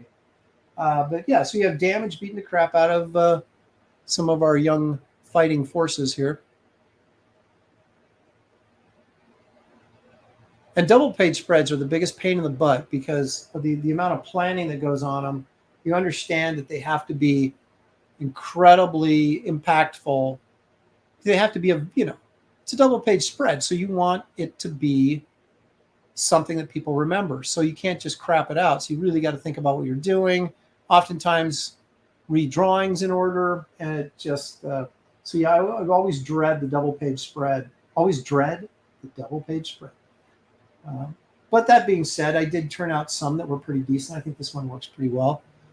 Again, you got very Gil Kane-ish of me to put a big head in the foreground there up in the corner, which I did a lot. Try to create depth, right? This is probably my favorite double pager. This is where he fought Superman. He's jumping into the fray to fight Superman. And something like this was really, actually, quite frankly, was very easy to draw because it's just a single giant figure. And he's out in the woods, so that's perfect for me. Keep it organic.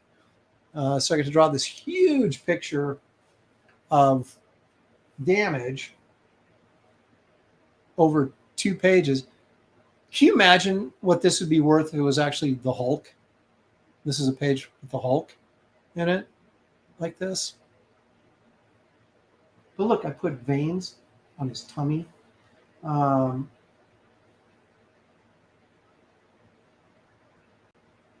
here's a little something about some guys don't do veins right. The way you do veins correctly is if you can see, you pick a light source and you shadow underneath on one side, and then the top side, you don't delineate that line.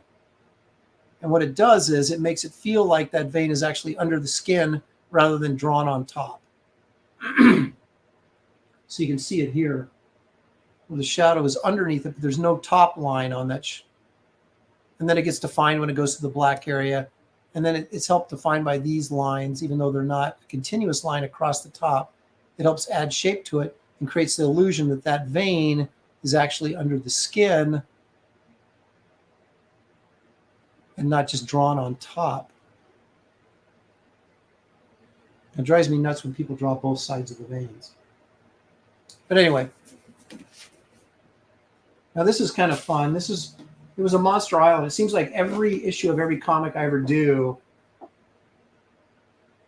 has a Monster Island. Now this is I ripped off Fing Fang Foom as kind of a joke because he was on this island fighting monsters and they were all like variations on old Kirby monsters. So Fing Fang Foom creature he had him in his mouth and he broke through his teeth, as you can see here, the teeth getting knocked out as he jumps out of this giant dragon's mouth. So another really epically big double page spread with a big old dragon hand in the foreground and him coming at you. This is one of the most fun comics I worked on. I really have, because it was just him fighting other monsters or superheroes every single issue. It was a lot of fun to draw. And of course, this great inking by Matt Ryan. This is all brush inking in here, which is pretty remarkable. You know, we always talk about Gary Martin's control, and Matt is the same way, just amazing control.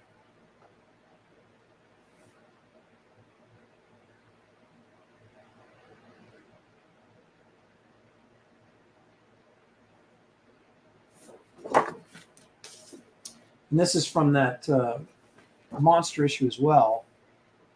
Now, this is our hero before he changes it, focus, before he changes into damage, because he can only be damaged 1 hour a day. So the rest of the time, he's like, if he gets in trouble, he's in big trouble. So these are all like these monsters on Monster Island. Bigfoot, you know, more or less. Although you got to wonder why an animal with that much fur would be on a tropical island, but hey, whatever. You know, giant pig man, and a little tiger guy. But again, you can imagine if you like monsters, which I do, the amount of fun, you know, getting your script and going, well, okay, I got 10 pages of script and the rest I get to sort of just wing it. And okay, I'm going to create a bunch of monsters and some jungle scenes with my Frazetta trees back there and shrubbery.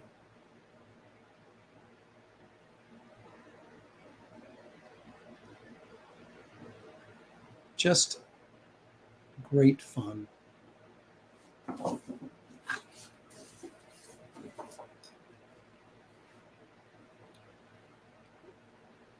Now this he couldn't change into damage yet, so this is actually kind of a funny sequence. He attacks one of the monsters. He says, I don't need damage. I can do it on my own.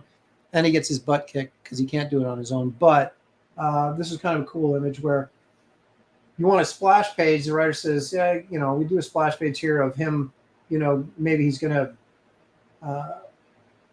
he's attacking the monster. You're kind of like, well, no one wants to see a splash page of this guy. So what I do is incorporate the image of damage behind him to create a more interesting splash page. And so then even though it's a splash page of our, you know, our hero before when he's not, you know, damaged, you still get damage in there to make it a cool splash page.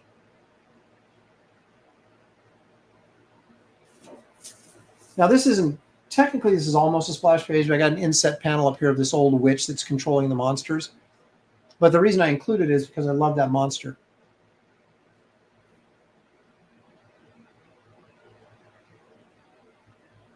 So I was designing these monsters. Some of them were based on Kirby. Like I think Orgo is in there from Tales of Suspense. But a lot of these I came up with my own too. And I love this guy here. I have to use him again. You know, Kit Carter's fighting aliens. Maybe an alien looks just like that. And we got, you know, some kind of little monkey dude down here, I guess. And then this guy down in the corner here.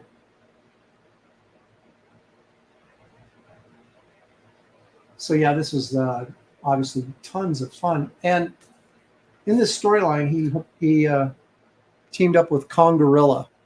Remember Kong Gorilla? Well, if you don't, here he is. So I get to draw this giant, basically King Kong type gorilla. And anytime you get to draw a gorilla, you're having a good time.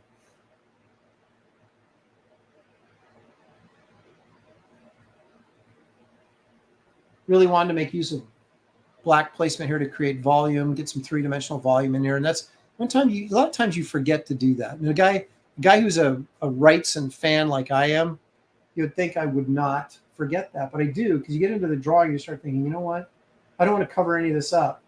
But when you start putting blacks in the right spots, you can really create three-dimensional volume on a two-dimensional surface. And that's really what we should be striving for. So I'm real pleased with the black placement on this. And of course, guys like David Finch do it really, really well. And that's why their stuff is so next level, is because the volume he's able to create through this really ingenious placement of shadows and black areas. So there you go. So next week we'll take a look at maybe, I don't know, Wonder Woman, something like that, Justice League maybe, and some splash pages I did for those series. How about that? I do want to take a moment to remind everybody, because I keep referencing Kit Carter. In fact, I showed you the preview page, which we'll do again in case you're a late joiner. This is page 31, Kit Carter graphic novel. She's about to fight some monster here. This splash page, you guys that have signed up and have backed, in your updates, you'll be getting the first look at this splash page that comes right after this. It's on the board right now. And so in a couple days, be looking for that. But anyway, Kit Carter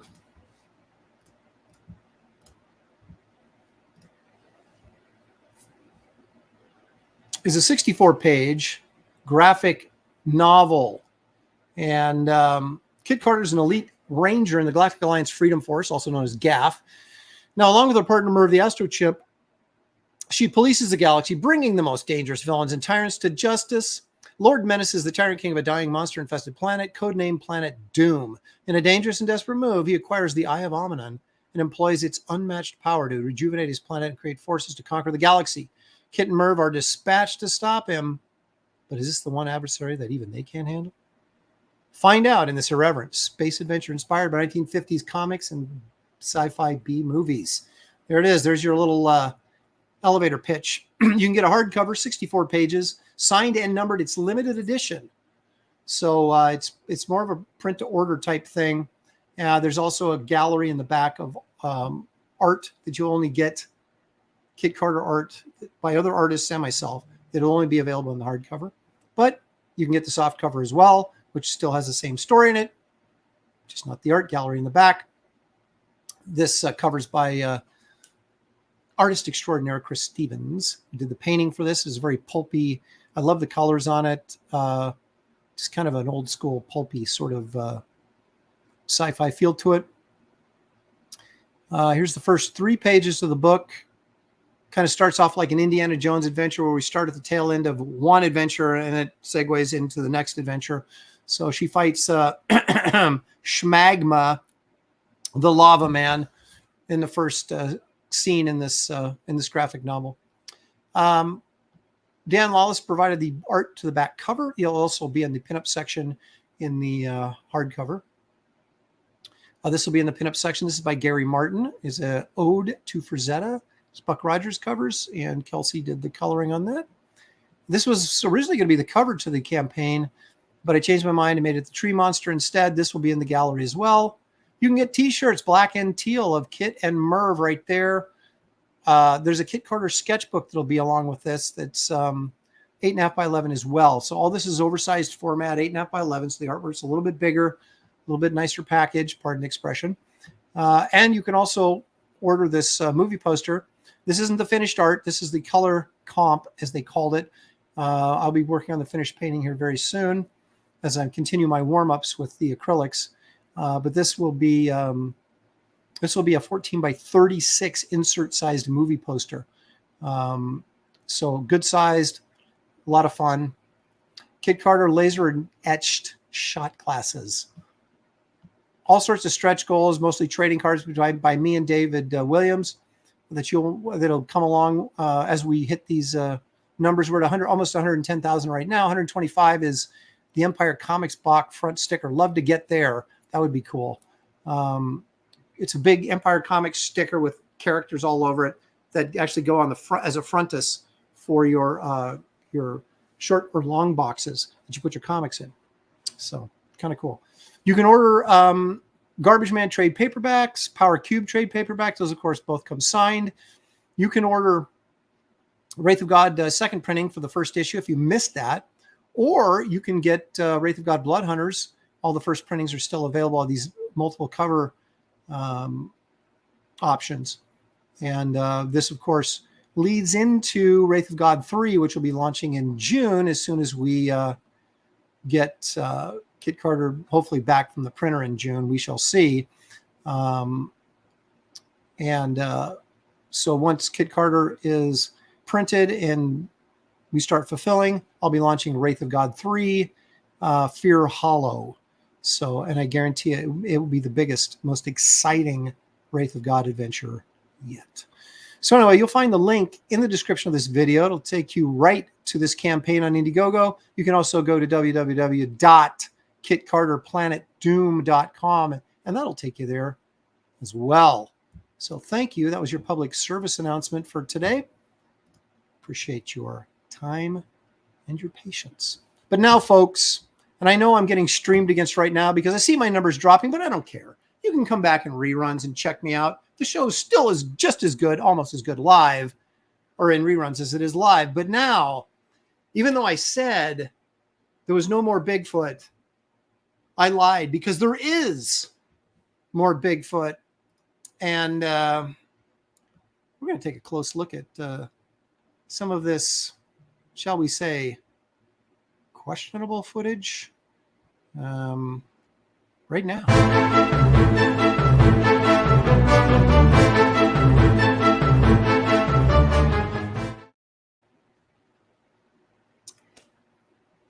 I did find some newer, I almost said interesting, but I don't know if that'd be lying, but some newer video information that may just confirm the very existence of Bigfoot. And then again, it may not. Let's see.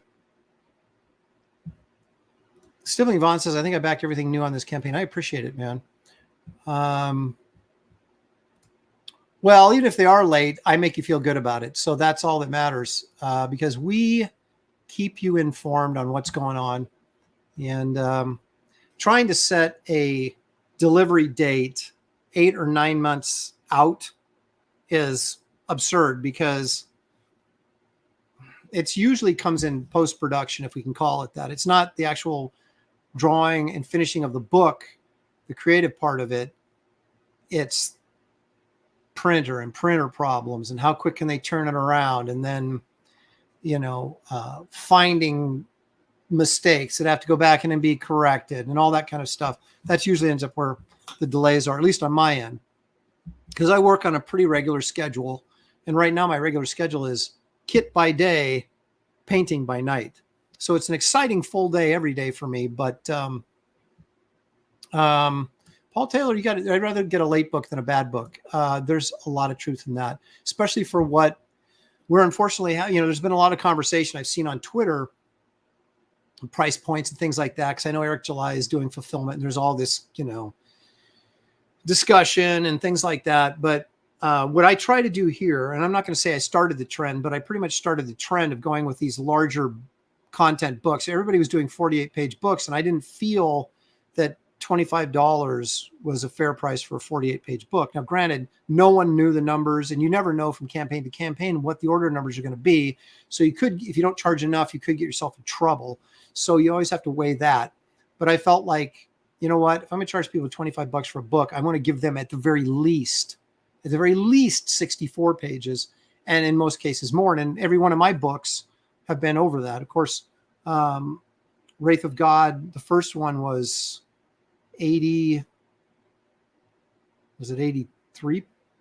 pages, 83 pages. Second one was over 100 pages, 108 pages, I think, was the total volume of the book, but there was 99 or 98 pages of story in there. That was a little much just in terms for managing that big of a project and getting it done in a reasonable amount of time. Kit Carter is a little bit shorter in the sense that it's 64 pages, but it's also bigger format. So I think I'm still right in the ballpark price range on that. So that's what we try to do here. When I say here at Empire Comics, I mean me and Shelley, but there's the sign behind me, is that, yeah, we understand that we're asking you guys to pay, more than you would for a floppy, but a floppy is a 20-page book. So therefore I want to give you at least three floppies, right? So don't clip that. So you're getting, I think 64 pages is the minimum.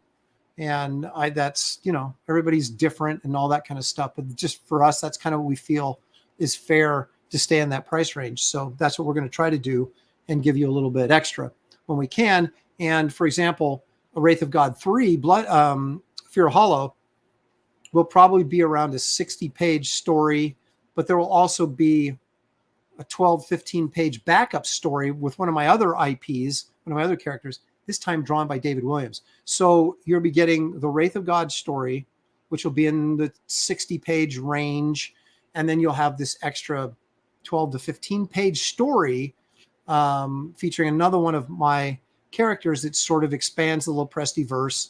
And of course, all this stuff is tied in together. It's all tied in together. So it should be fun. So keep your eyes and ears open for that. There'll be announcements, obviously, as we wind down with Kit Carter, and we're halfway through, so it won't be long. We'll be talking more about Wraith of God 3. You Scared Jody says, Aaron screwed everyone over. That's what I do. Wizard says, I only draw for passion and in the zone. Love your style. Thank you so much. Okay. Speaking of style, let's take a look at this. Now, I'm already shaking my head. This guy allegedly captured a Bigfoot, put him in his freezer, and then filmed it.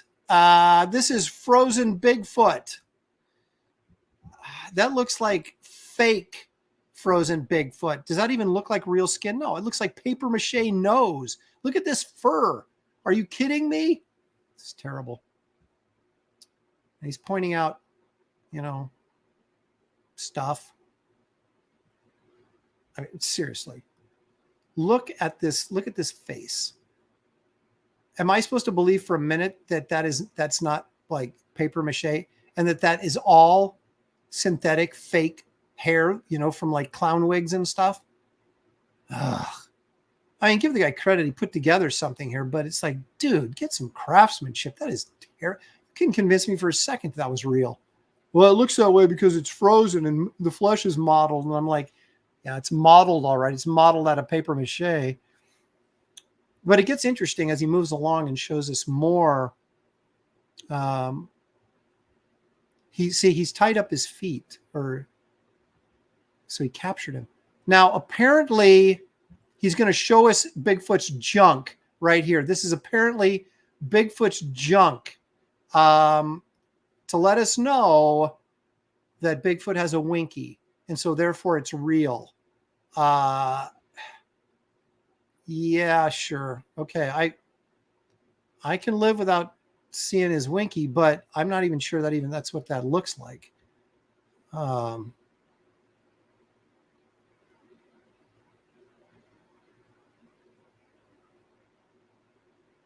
Paul Taylor's not buying this. He says, why would he put it in his freezer? Phone the media and get it all filmed before it decomposes. Mm-hmm. Geek Avengers says, Frozen TV Bigfoot dinners by Swanson's. Sequential Treasures. Of course, James says, I hate when people freeze their Halloween costumes. Okay, yeah, modeled flesh, but mottled. It's modeled, M-O-D-L-E-D. It's like a murder scene with a rope. Yeah, wouldn't that be weird if he actually had killed somebody, put him in a Bigfoot costume, tied him up, put him in his freezer, then no one would check to look inside because they'd all think it's fake, right? And it's the perfect crime. I'm not suggesting that anybody try anything at home, of course, but I don't even know. I would give that on one hand, you give the guy A for effort, but on the other hand, the effort was so poor that I can't give him an A for effort. I'm giving him a D. That's just poor craftsmanship. I'm sorry. All right, now this is a little bit more interesting, and it's funny who you talk to on this.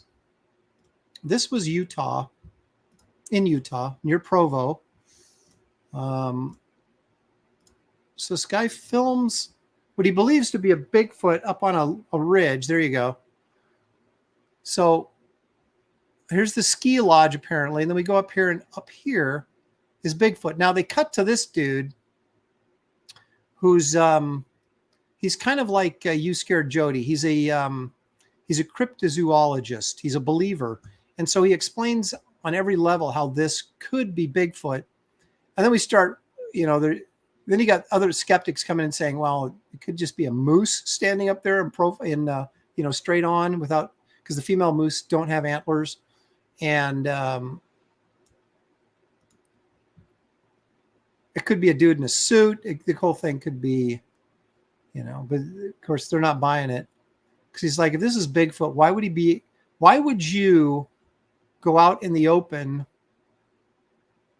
in the middle of the day if you were a shy, recluse creature? But it's definitely someone or something. And there's been several of these in this area. So does that mean there actually is a Bigfoot up there? Or does it mean somebody faked one and then everybody's like, hey, this is the spot to fake them? So there you go. You get kind of... And the guy with the camera was like, look at the size of that thing. I can see it all the way from here, So let's take one last look at this blurry image. You tell me.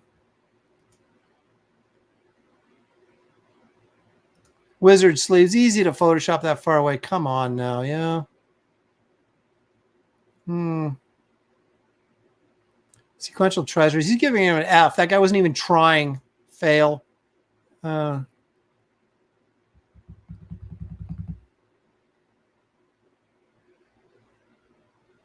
Brian Christoph says, what up, Aaron? I grew up with famous monsters, and it's one of the things that made me a monster kid for life.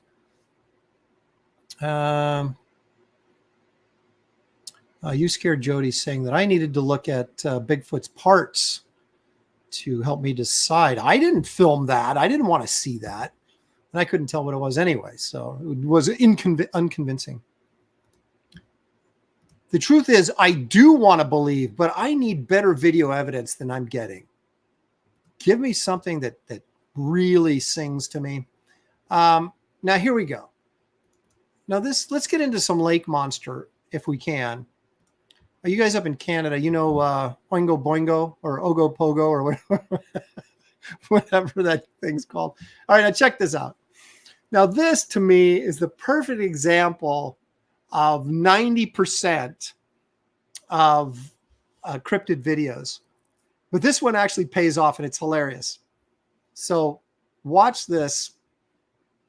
If we actually saw the tail end of all the videos that people take, this is what probably you would see 99% of the time. So you've got this creature out there navigating in the water. Oh my gosh, it's a lake monster. No, wait, it's yes, it's a deer that was swimming across the lake.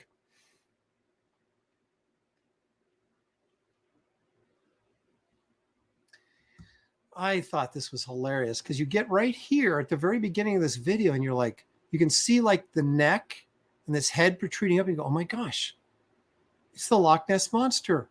Here it comes. Oh my gosh, it's Loch Ness. And then it starts bouncing up and down. You're like, what the heck is going on out there? And then it just becomes a deer.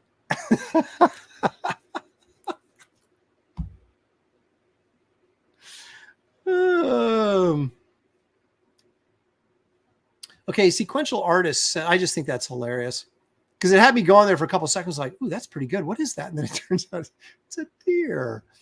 Okay. Sequential artist says, what if Bigfoot is actually an alien that constructs a humanoid form for itself similar in consistency to paper mache? See, now we're getting someplace.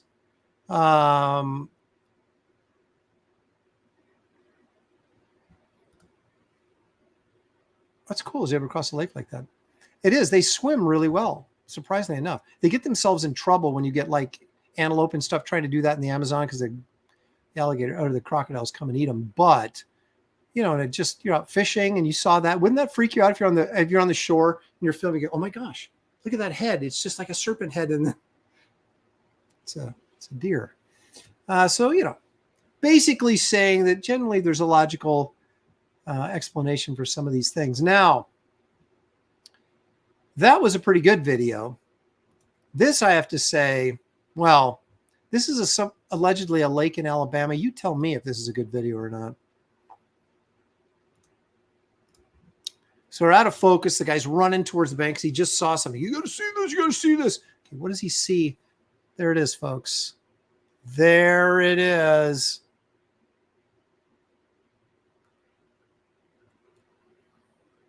Absolutely no movement in the head or neck. It's going straight up and down like a periscope. Is that a guy? Is that his buddy out there doing that? Is that a log? I don't know. But come on. Seriously?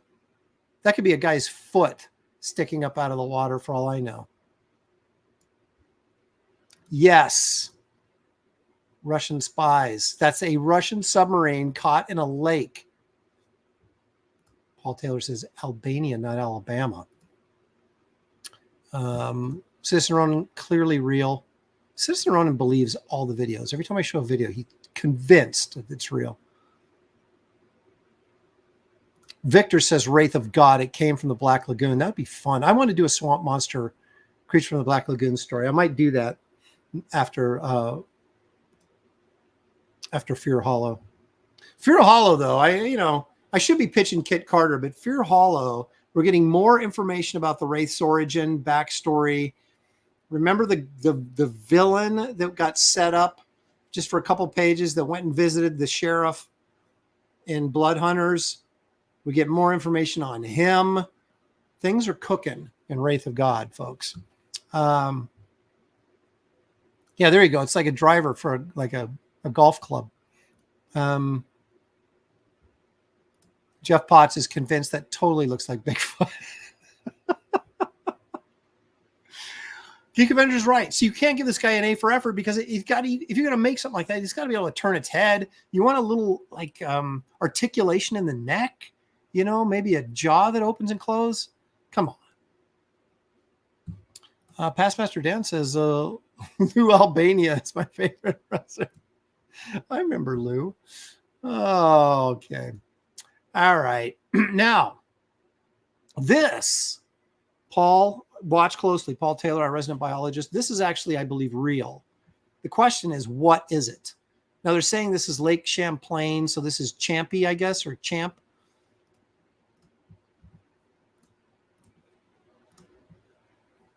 All right. Here we go.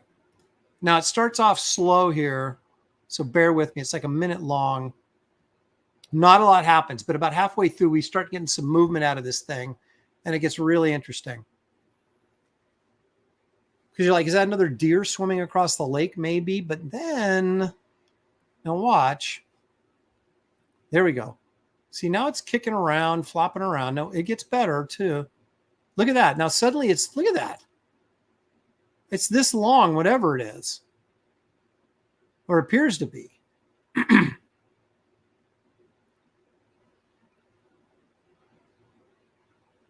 So apparently there's the Lake Champlain or Champlain monster. There's Oingo Boingo or Ogo Pogo, the Loch Ness monster. Look at that. Is that just like a really big fish? I mean, are you kidding me? That's pretty interesting. I don't know what this is. Now, it's not a very clear shot, so I imagine there's several things it could be. But we got to imagine this is fresh water, not salt water. So you're going to be limited to what would actually be in this lake. But it appears, okay, so from here to there, I mean, it can't be an alligator or a croc because it's in a lake. And this is obviously a Northern Hemisphere lake. This isn't like a lake in Brazil or something. It doesn't appear to be anyway. And they're saying it's in Illinois. So, okay, here we go. Is this the sturgeon? Okay. Sturgeons are usually, Citizen Ronan, I finally show him a good video and he's like, it's fake. Paul Taylor saying it appears to breathe air, so not a fish if it's breathing air. That's a good point. Yeah, I know. Oingo Boingo's a band. Here we go. Jerry Rasco. Now he lives in the area. He says, I grew up on Lake Champlain. Champ was my high school mascot. So he's going to be our resident expert on this. Okay, so it's in Vermont, not Illinois. Okay, so I'm thinking of Champaign, Illinois, but it's Lake Champlain, right, or something like that. So if it's in Champ, it's in Vermont. Okay. Yes, sturgeons are bottom dwellers, but I don't know that they're like giant catfish, essentially. I mean, giant, like 10, 12 feet long. Marcus Killer Girl. I had a dog named Champ.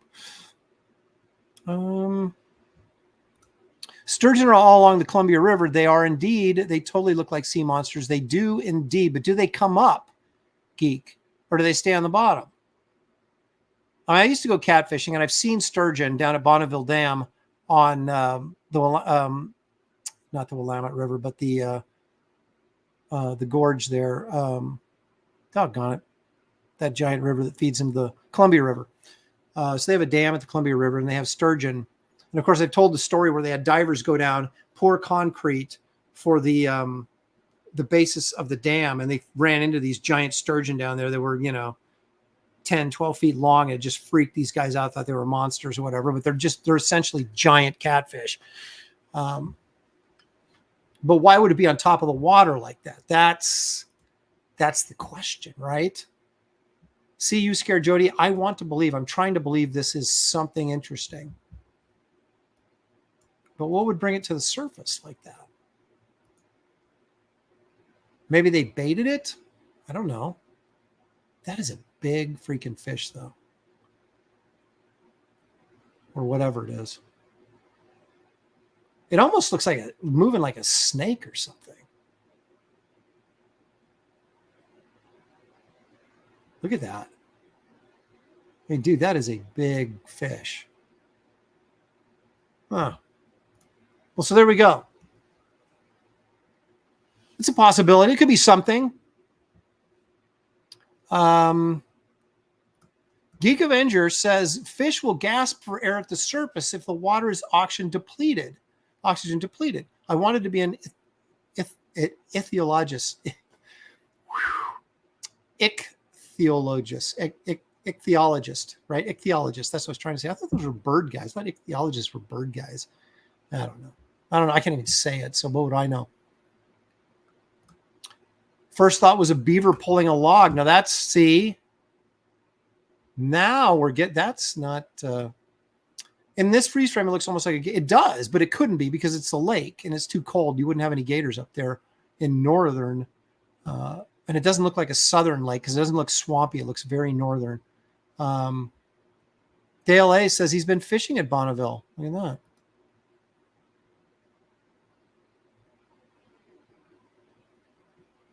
Okay. Jeff Potts says could be a muskellunge. They have been reported up to 6 feet. How about that? Yeah, Jerry's like, there's no gators in Vermont. Although, if you see the movie Lake Placid, that was supposedly up north someplace. And it was like, why would you put this up north? Gators could not survive in that cold water. Even a giant gator that Betty White raised. So, all right, here we go. One more. This is family camping. And they saw Bigfoot and filmed it as blurry as possible. Are you ready, folks? Blurry Bigfoot on camping trip. There's blurry Bigfoot. Okay, but let's set it up. Okay, so there's the family. Dad is looking off camera. Mom goes, what are you looking at? And just happens to keep filming. And then What? There it is. Comes out of the grass. Now, that could be a homeless guy taking a whiz in the lake. It's very possible. Or it's Bigfoot. The question is, why is Bigfoot come out of the brush, stand there, and then he takes off back into the bushes? Homeless guy taking a whiz, zips up his pants, heads back into the jungle or the woods. That's my guess. But in true Bigfoot fashion, it's blurry enough that makes you think, that's not a homeless guy taking a whiz, that's Bigfoot. I mean, he is all dressed in black, so it is kind of like Johnny Cash-like, right? But again, when it's that blurry, it's not really going to differentiate between subtle color changes.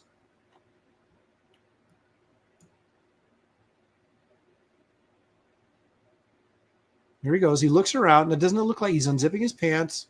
He's taking a whiz. And now he's done and goes back into the bushes. You tell me. Bigfoot, homeless guy. He wants a burger. Are you? Aaron Bumwiz. Jerry says, Kelsey heading down to the creek to fetch some water and got scared. Man, Bigfoot is panhandling because he would have heard them. I see. So he hears them out there, so that draws his attention. So he goes out to check it out. Angela Curry says she's got to believe the blurry video means it's real. Citizen Ronin's on board with me, going to say, dude taking a leak. Yeah. Marcus Kilgore says the guy in the tank top is Bigfoot. Did we miss something here? Let's take a closer look. There he is. He's actually quite well. We don't know how tall he really is because we'll assume those are his kids.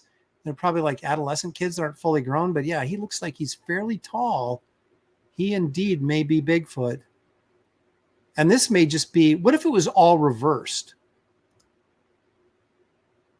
What if Bigfoot was the normal guy and we are the weird creatures? And we just don't realize it. We're not self-aware to know that. Wow. Deep thoughts. Deep thoughts tonight. I don't know. It looks like maybe, I don't know. Does he have a long coat on or something here and his legs sticking out? I don't know. Is it too much to ask to get decent video? Is it too much to ask? And oh, wait a minute. Hang on a second. Whoa, whoa, whoa, whoa. What is that right there? Is that a fishing pole? What? Whoa, look at that. Does it drop? Right there. You see? Is that just a guy coming out and checking on his fishing pole? Look at the fishing pole. Keep your eye on that. See how it moves and then drops? I wonder. Yes. Here, now we're getting to the bottom of this mystery. He probably thought he was being videotaped and it became important. He's fly fishing illegal. Uh-oh. Hairless ape is what Tarzan means in the ape language. Oh, it's nice to know. And yep, there it is. It's a pole. Paul Taylor just saw the artifact. Yep. I think we're all in agreement. Guy illegally fishing, or illegally fishing in the sense he didn't have a license. So, mystery solved. We have solved one Bigfoot mystery today. And I think that's really all anybody can ask for at this point. There we go. All right, folks. Thank you guys so much for joining me. We've done it for 2 hours. Once again, half my audience stolen by bigger channels. That's okay. We still provide content that a few people want to see, and that's why you come here. Enjoy the rest of your Sunday evening. Thank you all for the super chats. Greatly appreciated. I thank you for your participation in the show. I couldn't do it without you. Keep your eyes open. Coming up shortly, and I mean the next couple days, Kit Carter preview art. More painting coming your way. I'm going to be posting stuff all over the place. So keep your eyes open. If you haven't supported Kit Carter, please do so. Greatly appreciate it. You'll find the link in the description of this video. Also, please hit the like and subscribe on your way out the door. That helps the channel grow. And we can only hope that someday I'll be able to play with the big boys. But until then, enjoy the rest of your weekend and your week coming up. And we'll see you soon right back here on Aaron Live.